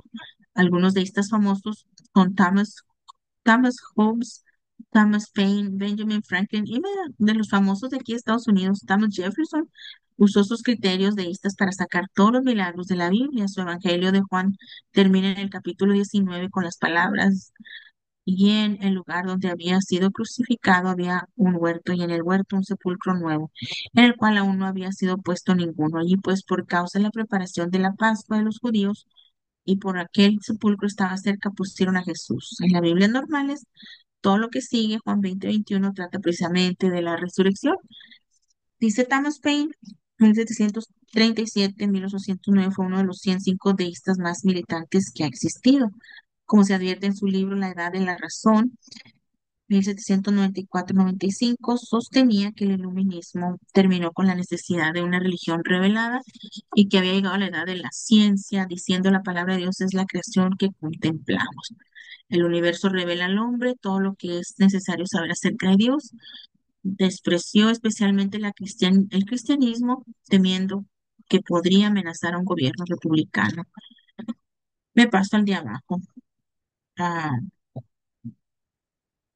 ¿qué creen los deístas acerca de Dios? Casi todo lo que un teísta cree, excepto con los milagros, creen que Dios está más allá del mundo personal, todo bueno, todo amante, todo poderoso y omnisciente. Hasta le oran. Sin embargo, piensan que nunca interviene en forma especial para ayudar a la humanidad, como eso también significa que Jesús no fue Dios. Eso sería un milagro. No hay razón para que crean que Dios es una Trinidad. La idea de tres personas en una sola naturaleza, la Trinidad, es matemática mala para ellos, debido a que el juicio de Dios sería una intervención suya en los asuntos humanos. Algunos de estos son universalistas, pues aseveran que nadie será juzgado. La siguiente página. ¿Qué creen los deístas en cuanto al mundo? Al igual que los deístas piensan que el mundo fue creado por Dios y que podemos saber algo de él con solo ver al mundo. Dicen, es la única y sola revelación de Dios. Nos dio conciencia para que podamos entenderlo mediante las cosas que hizo. ¿Creen los deístas respecto al mal? Pues concuerdan en que las acciones del hombre son la fuente del mal. La mayoría de ellos reconocen un principio maligno que opera dentro del ser humano. Algunos culpan del mal al uso abusivo o negligente de la razón para regir la vida. Para la mayoría de los deístas, el hombre enfrentará consecuentemente recompensa o juicio después de la muerte. ¿Qué creen los deístas acerca de los valores? Sostienen que todas las leyes morales se basan en la naturaleza. Sin embargo, Como la razón es el único medio de conocer las leyes morales, hay desacuerdo entre ellos respecto de cuáles son obligatorias y cuán universales son. Algunos reconocen el anhelo de la felicidad como el único principio moral que guía sus acciones. Todas las leyes morales específicas serían entonces aplicarse en forma diferente de acuerdo a las diversas circunstancias según lo dicte la razón. ¿Cómo debemos responder al deísmo? El deísmo es incongruente hasta en su premisa más elemental.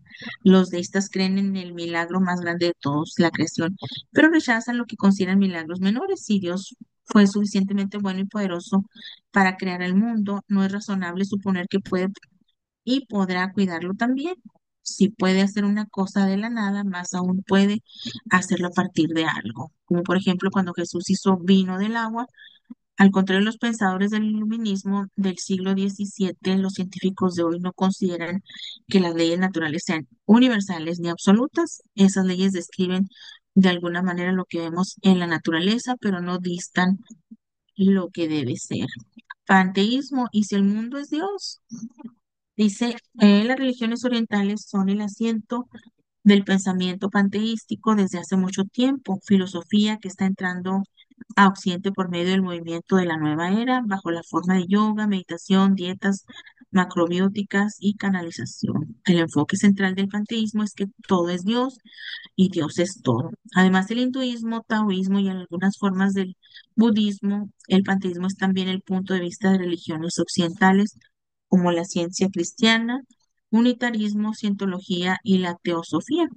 Inclusive algunos de los primeros filósofos griegos eran panteístas, como ciertos pensadores europeos posteriores, G.W.F. Hegel y Benedict de Spinoza, entre ellos. Esta cosmovisión ha sido recientemente popularizada por las películas de la serie La Guerra de las Galaxias. Yo nunca la he visto. Panteísmo al estilo de Hollywood. Irving Kershner, director de la conocida película El Imperio Contraataca, dice, quiero poner un poco de zen aquí, refiriéndose al personaje llamado El Llora, el cual cataloga como maestro del zen. George Lucas, otro cineasta dedicado a este tipo de películas, confesó que trataba de decir en forma muy simple que hay un Dios y un lado bueno y uno malo. Uno tiene que elegir entre ellos, pero el mundo funciona mejor si se está en el lado bueno. La Guerra de las Galaxias enseña intencionalmente el siguiente mensaje religioso: Dios es una fuerza. Lo sabemos porque lo sentimos, la materia es nada, podemos dar la fuerza para liberarnos de la rabia, del miedo, la agresividad y podemos acceder a la inmortalidad al ser absorbidos por la fuerza, como lo fue Obi-Wan Kenobi, otro personaje de esas películas. La gente puede gritar, entretenimiento, diversión, hasta quedar cianóticos, pero el asunto es que las películas como La Guerra de las Galaxias se han vuelto sustituidos de pacotilla de los grandes mitos y rituales de la creencia, esperanza y redención que solían moldear las culturas antes que llegara la sociedad secular de masas. ¿Qué creen los panteístas acerca de Dios? Dios es para el panteísta el ser absoluto que une todas las cosas. Algunos dicen que simplemente trasciende de la multiplicidad, otros que se manifiestan en muchas formas y aún otros que afirman que es una fuerza que permea todas las cosas. Sin embargo, todos concuerdan en que no es una persona sino un ser neutro. También afirman que es tan diferente de todo lo que conocemos que no podemos saber nada sobre él. Por ende, la razón nos sirve para entender la verdadera realidad. Una escritura hindú dice, el ojo no lo ve, la lengua no lo expresa, ni la mente lo entiende. Al Brahman. Bueno, seguimos acá con el que sigue. Dice, la condición para llegar a conocer algo de Dios o el Tao es darse cuenta de que la verdad se encuentra en las contradicciones. Esto se llama el Tao o el camino en el taoísmo, de modo que uno debe meditar para vaciar la mente de toda la razón y contemplar luego cuestiones como qué sonido produce aplaudir con una sola mano. Esas preguntas que carecen de respuesta en sí son concebidas para que la mente acepte el Atman, el mundo, la multiplicidad, el mal, la ilusión, el Brahman, Dios, la unidad, el bien, la realidad. De ahí que Dios sea todo y todo sea Dios. El hombre existe para percatarse de que también es Dios. Vamos al siguiente capítulo. ¿Qué creen los panteístas en cuanto al mundo? El mundo no fue creado por Dios, sino que emana eternamente de él. Los teístas dicen que Dios creó de la nada ex Nilo. Pero los panteístas afirman que él saca el mundo de sí mismo, ex Deo. Por supuesto, algunos panteístas, como la mayoría de los hindúes y Mary Baker Eddy, dicen que el mundo realmente no existe en absoluto, sino que es ilusión, entre comillas, maya. O mira, entre paréntesis, para superar la ilusión de la materia, del dolor, del mal, debemos aprender a creer que todo es Dios, incluso nosotros mismos, y la ilusión no tendrá más asidero en nosotros. Dado que Dios no está más allá del mundo, sino en el mundo, no puede haber milagros en cuanto a acontecimientos sobrenaturales. Puede haber los supranormales, como la levitación, la profecía por canalización, las curaciones, la habilidad de tolerar el dolor, como caminar sobre las brasas encendidas. Estas cosas no son, sin embargo, hechas por el poder alguno fuera del universo, sino por gente que se da cuenta de su potencial divino y que usa el que los rodea por todas partes. Acá abajito, dice, ¿qué creen los panteístas sobre el mal? Aquí también se encuentra el punto cardinal de la ciencia cristiana, la cual afirma que la materia y el mal, incluyendo el pecado, la enfermedad y la muerte, son irreales. Tal es el consenso del panteísmo. Si Dios es todo y Dios, y si Dios es todo y Dios es bueno, entonces nada malo debe existir. En realidad, después de todo, si existiera el mal, también sería Dios. Sin embargo, a un nivel superior, Dios está más allá del bien y del mal, que son opuestos lógicos y no pueden existir en el absoluto. Muchas de las imágenes de Dios en el hinduismo son feas y malas para demostrar esta verdad. La diosa Kali, la destructora, es también el símbolo de la maternidad. Su ser es a la vez bueno y cruel, y al mismo tiempo no es ni buena ni cruel. Dios trasciende el mal y el bien. ¿Qué creen los panteístas respecto a los valores? Los escritos panteístas rebosan de apelaciones morales al bien y al autosacrificio. Sin embargo, esos conceptos se aplican solamente a los niveles inferiores de desarrollo y logro espiritual. Una vez que el iniciado supera esos niveles, su meta es lograr la unión con Dios y no siente más preocupación por las leyes morales. Si va a ser como Dios, también deberá trascender el bien y el mal. La conducta ética es un medio para el desarrollo espiritual. La moralidad no tiene base absoluta. Lo siguiente es una declaración típica acerca de los valores panteístas. Toda acción de cualquier clase puede ser un escalón al crecimiento espiritual. Si se realiza con espíritu de desapego, bajo ciertas circunstancias es para ciertas personas. Todo bien y todo mal son relativos respecto del punto del crecimiento individual, pero en el sentido más alto no puede haber ni bueno ni malo. ¿Qué debemos responder al panteísmo? Aquí está siempre la final, la última pregunta es la mejor, ¿verdad? ¿Qué debemos de responder nosotros?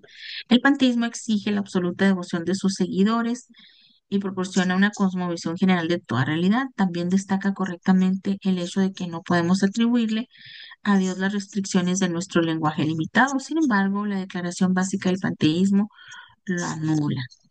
Ética de la era. La gran mayoría de los seguidores de la nueva era concuerdan con que bueno y malo no son conceptos que les preocupen y les interesan mayormente. Y luego dice, según la idea de que no hay opuestos en última instancia, pero ellos no son amorales. Al contrario, tienen muchos principios morales. Mark Sutton señala 4 principios éticos. Desarróllate a ti mismo, trabaja con los recursos de la naturaleza, confía en ti mismo, pero coopera y no seas violento.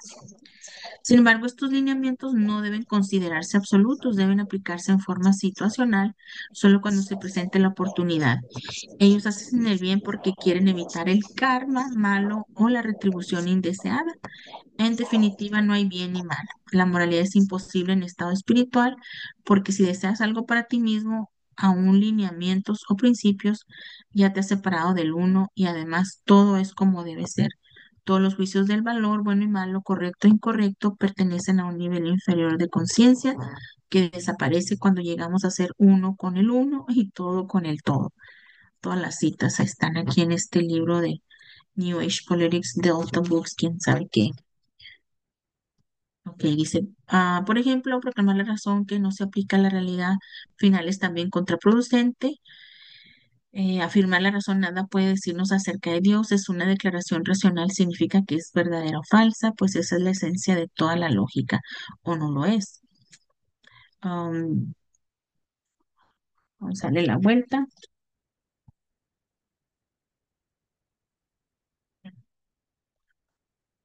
acá tiene otro punto. Dice, si el mundo es el cuerpo de Dios, el panenteísmo es la cosmovisión intermedia entre el panenteísmo y el teísmo. También se le conoce como teología procesal.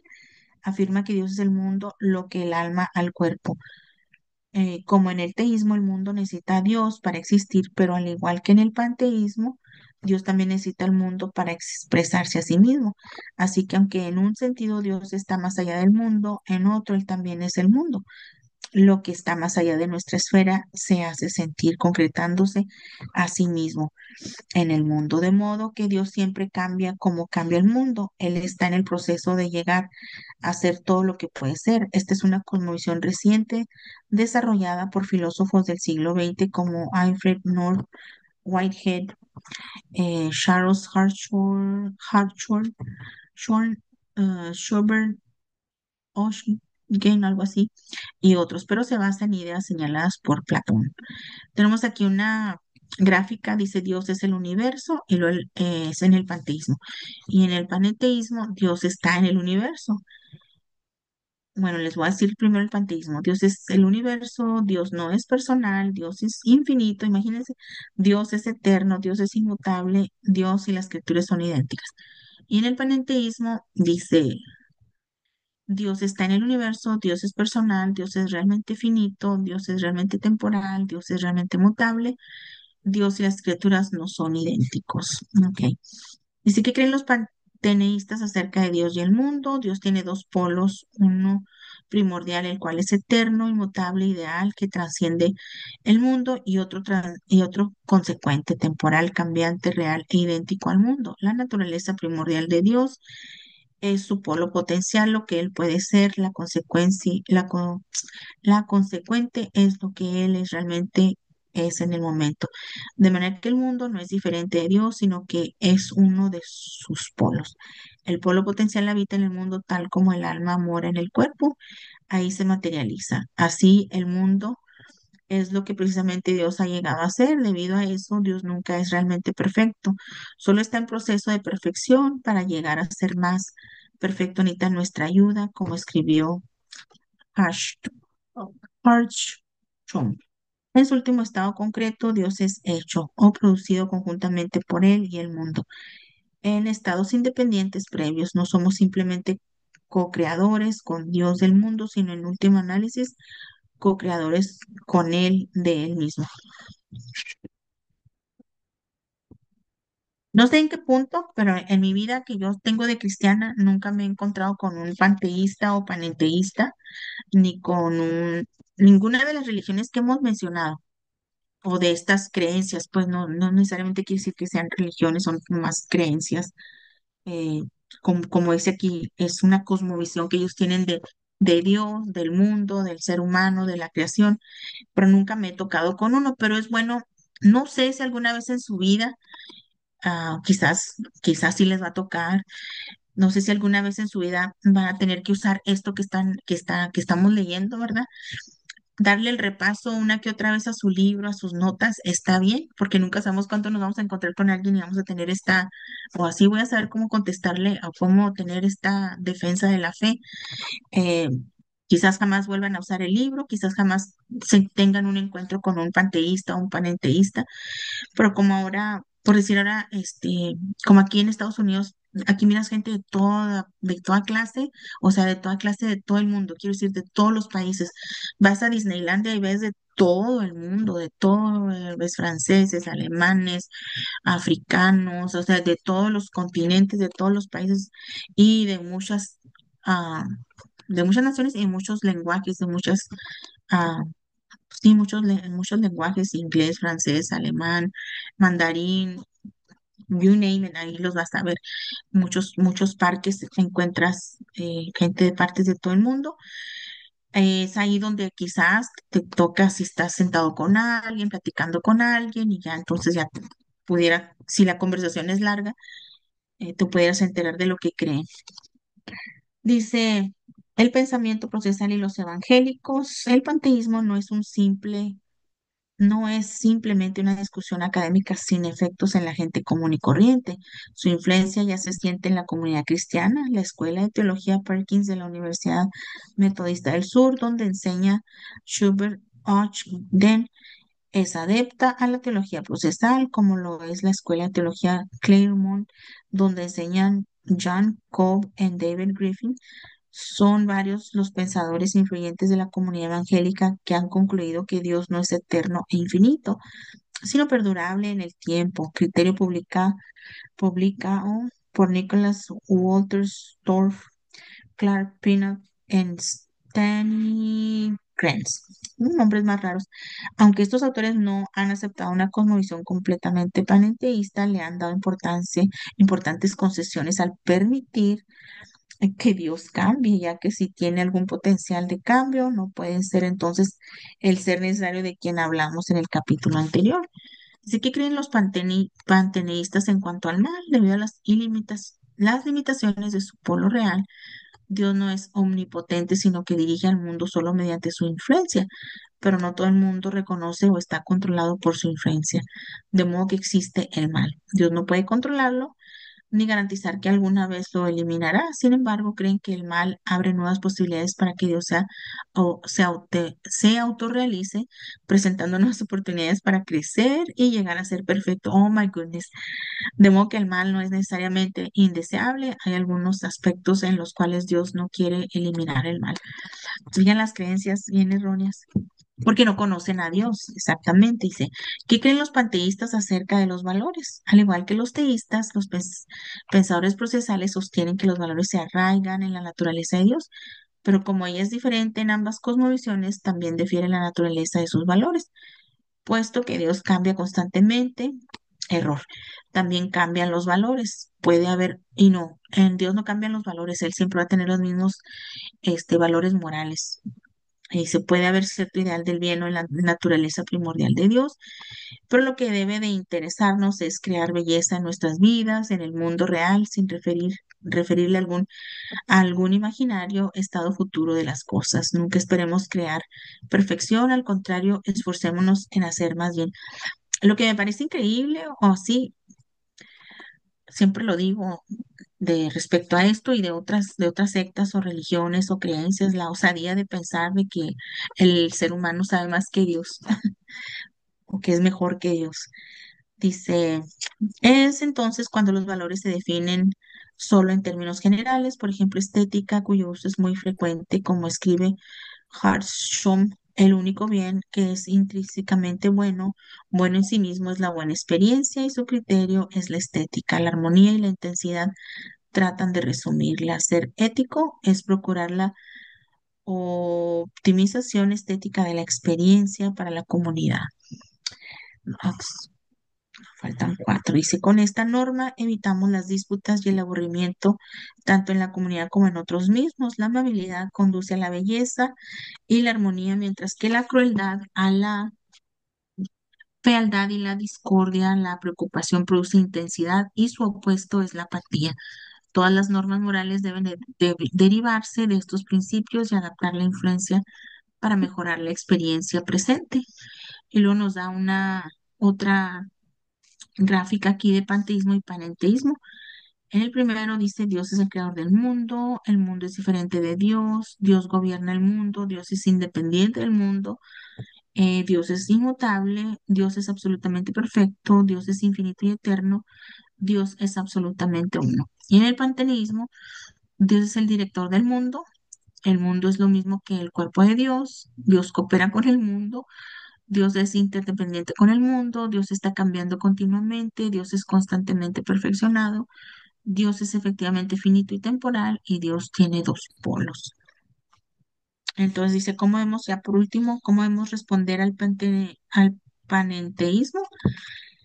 Dice que ve a Dios en íntima relación con el mundo, capaz de incorporar a su sistema el pensamiento científico moderno con toda facilidad. Uno debe plantearse con sencillez cómo empezó a formarse todo el sistema, algo así como que fue primero el huevo o la gallina. Si el polo potencial vino antes que el real, ¿cómo se materializó alguna vez? El polo real no pudo haber venido primero porque no tenía potencial para llegar a ser. Los panenteístas dirigían que siempre existieron juntos, pero entonces tenemos que encarar el hecho de que el tiempo no puede retrotraerse, retrotraerse infinitamente al pasado. La única respuesta sería que algo más creó la esfera completa. Se precisó un creador tras el proceso como Maxwell Esker al trazar las manos que se dibujan eternamente una a otra. Se necesitó un Dios trascendente para crear una gallina que pusiera huevos. Además, ¿cómo se puede saber que todo está cambiando si no hay un parámetro inmutable para medir el cambio? Debido a que nos movemos junto con la Tierra, no nos percatamos de que el planeta rota sobre su eje ni que gira en tomo al Sol. Parece que estuviéramos quietos. Lo mismo pasa si lanzamos al aire una pelota en línea recta ascendente dentro de un avión. No notamos que la pelota va viajando en realidad a unos 800 kilómetros por hora porque nos vamos moviendo a la misma velocidad.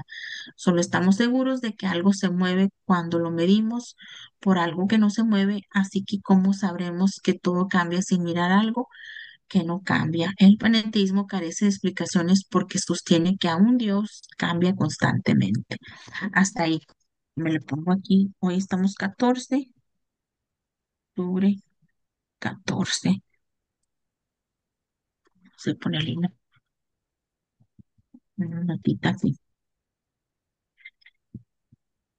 Como tienen todavía mucha tarea atrasada, no les voy a encargar tarea esta semana, pero ya la semana que entra, yo sé que hoy leí mucho, pero teníamos que leer ahora porque ya de la semana que entra en delante voy a dejar que el viernes expongan 2 o 3 personas y luego ya le vamos a seguir. Entonces ya se pone bueno porque vamos a encargar de tarea, les vamos a encargar que cada uno de ustedes les voy a asignar una religión, porque a ustedes no les he asignado ni una religión, ¿verdad? Ni una secta para traer de tarea, quién la fundó, en qué año la fundó, qué son sus creencias, etcétera. Eh, ok. Pero hoy vamos a dejarle ahí. Hoy leí mucho, pero ya para la semana que entra va a ser diferente la clase, un poquito más, dinámica.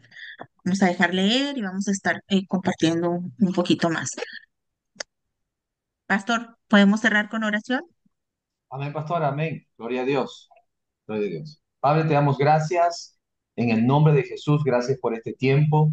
Queramos tu gloria y tu poder, Señor. Te damos gracias porque tú nos ayudas, tú nos levantas, nos orientas y nos das a conocer cada día, Padre mío, bendito Dios, por el camino recto, la verdad, Señor, oh Padre. Tú eres la verdad, Señor. Nosotros creemos en ti, Señor, y esto, Señor, nos ayuda mucho a entender, Señor, y aclarar puntos específicos, Padre. Cuán bueno es estar a tu lado, cuán bueno estar, Señor, oh Padre, bajo tu presencia y entender, Señor, oh Padre, aquí como el maligno ha estado usando, Señor, tantas religiones y tantas cosas que se han levantado, Señor, oh Padre, para querer imponer, Señor, oh Dios Padre, tu verdad. Pero gracias a Dios hemos sido iluminados por tu gracia, por tu favor, Señor, oh Padre, y seguimos en esta hora porque hemos creído en Jesucristo, nuestro Señor y Salvador, que pone en nosotros paz y que tú velas por nosotros, que velas por tu pueblo, que tú velas por tus hijos, Señor. Gracias te damos, Señor. Ilumínanos, ayúdanos cada día, Señor, oh Padre mío, y que tu gracia y tu favor sean con todos en esta hora. Gracias, Señor, oh Padre. Sea la bendición en el nombre del Padre, del Hijo y del Espíritu Santo. Gloria a Dios. Gloria, gloria a Dios, gloria al Señor.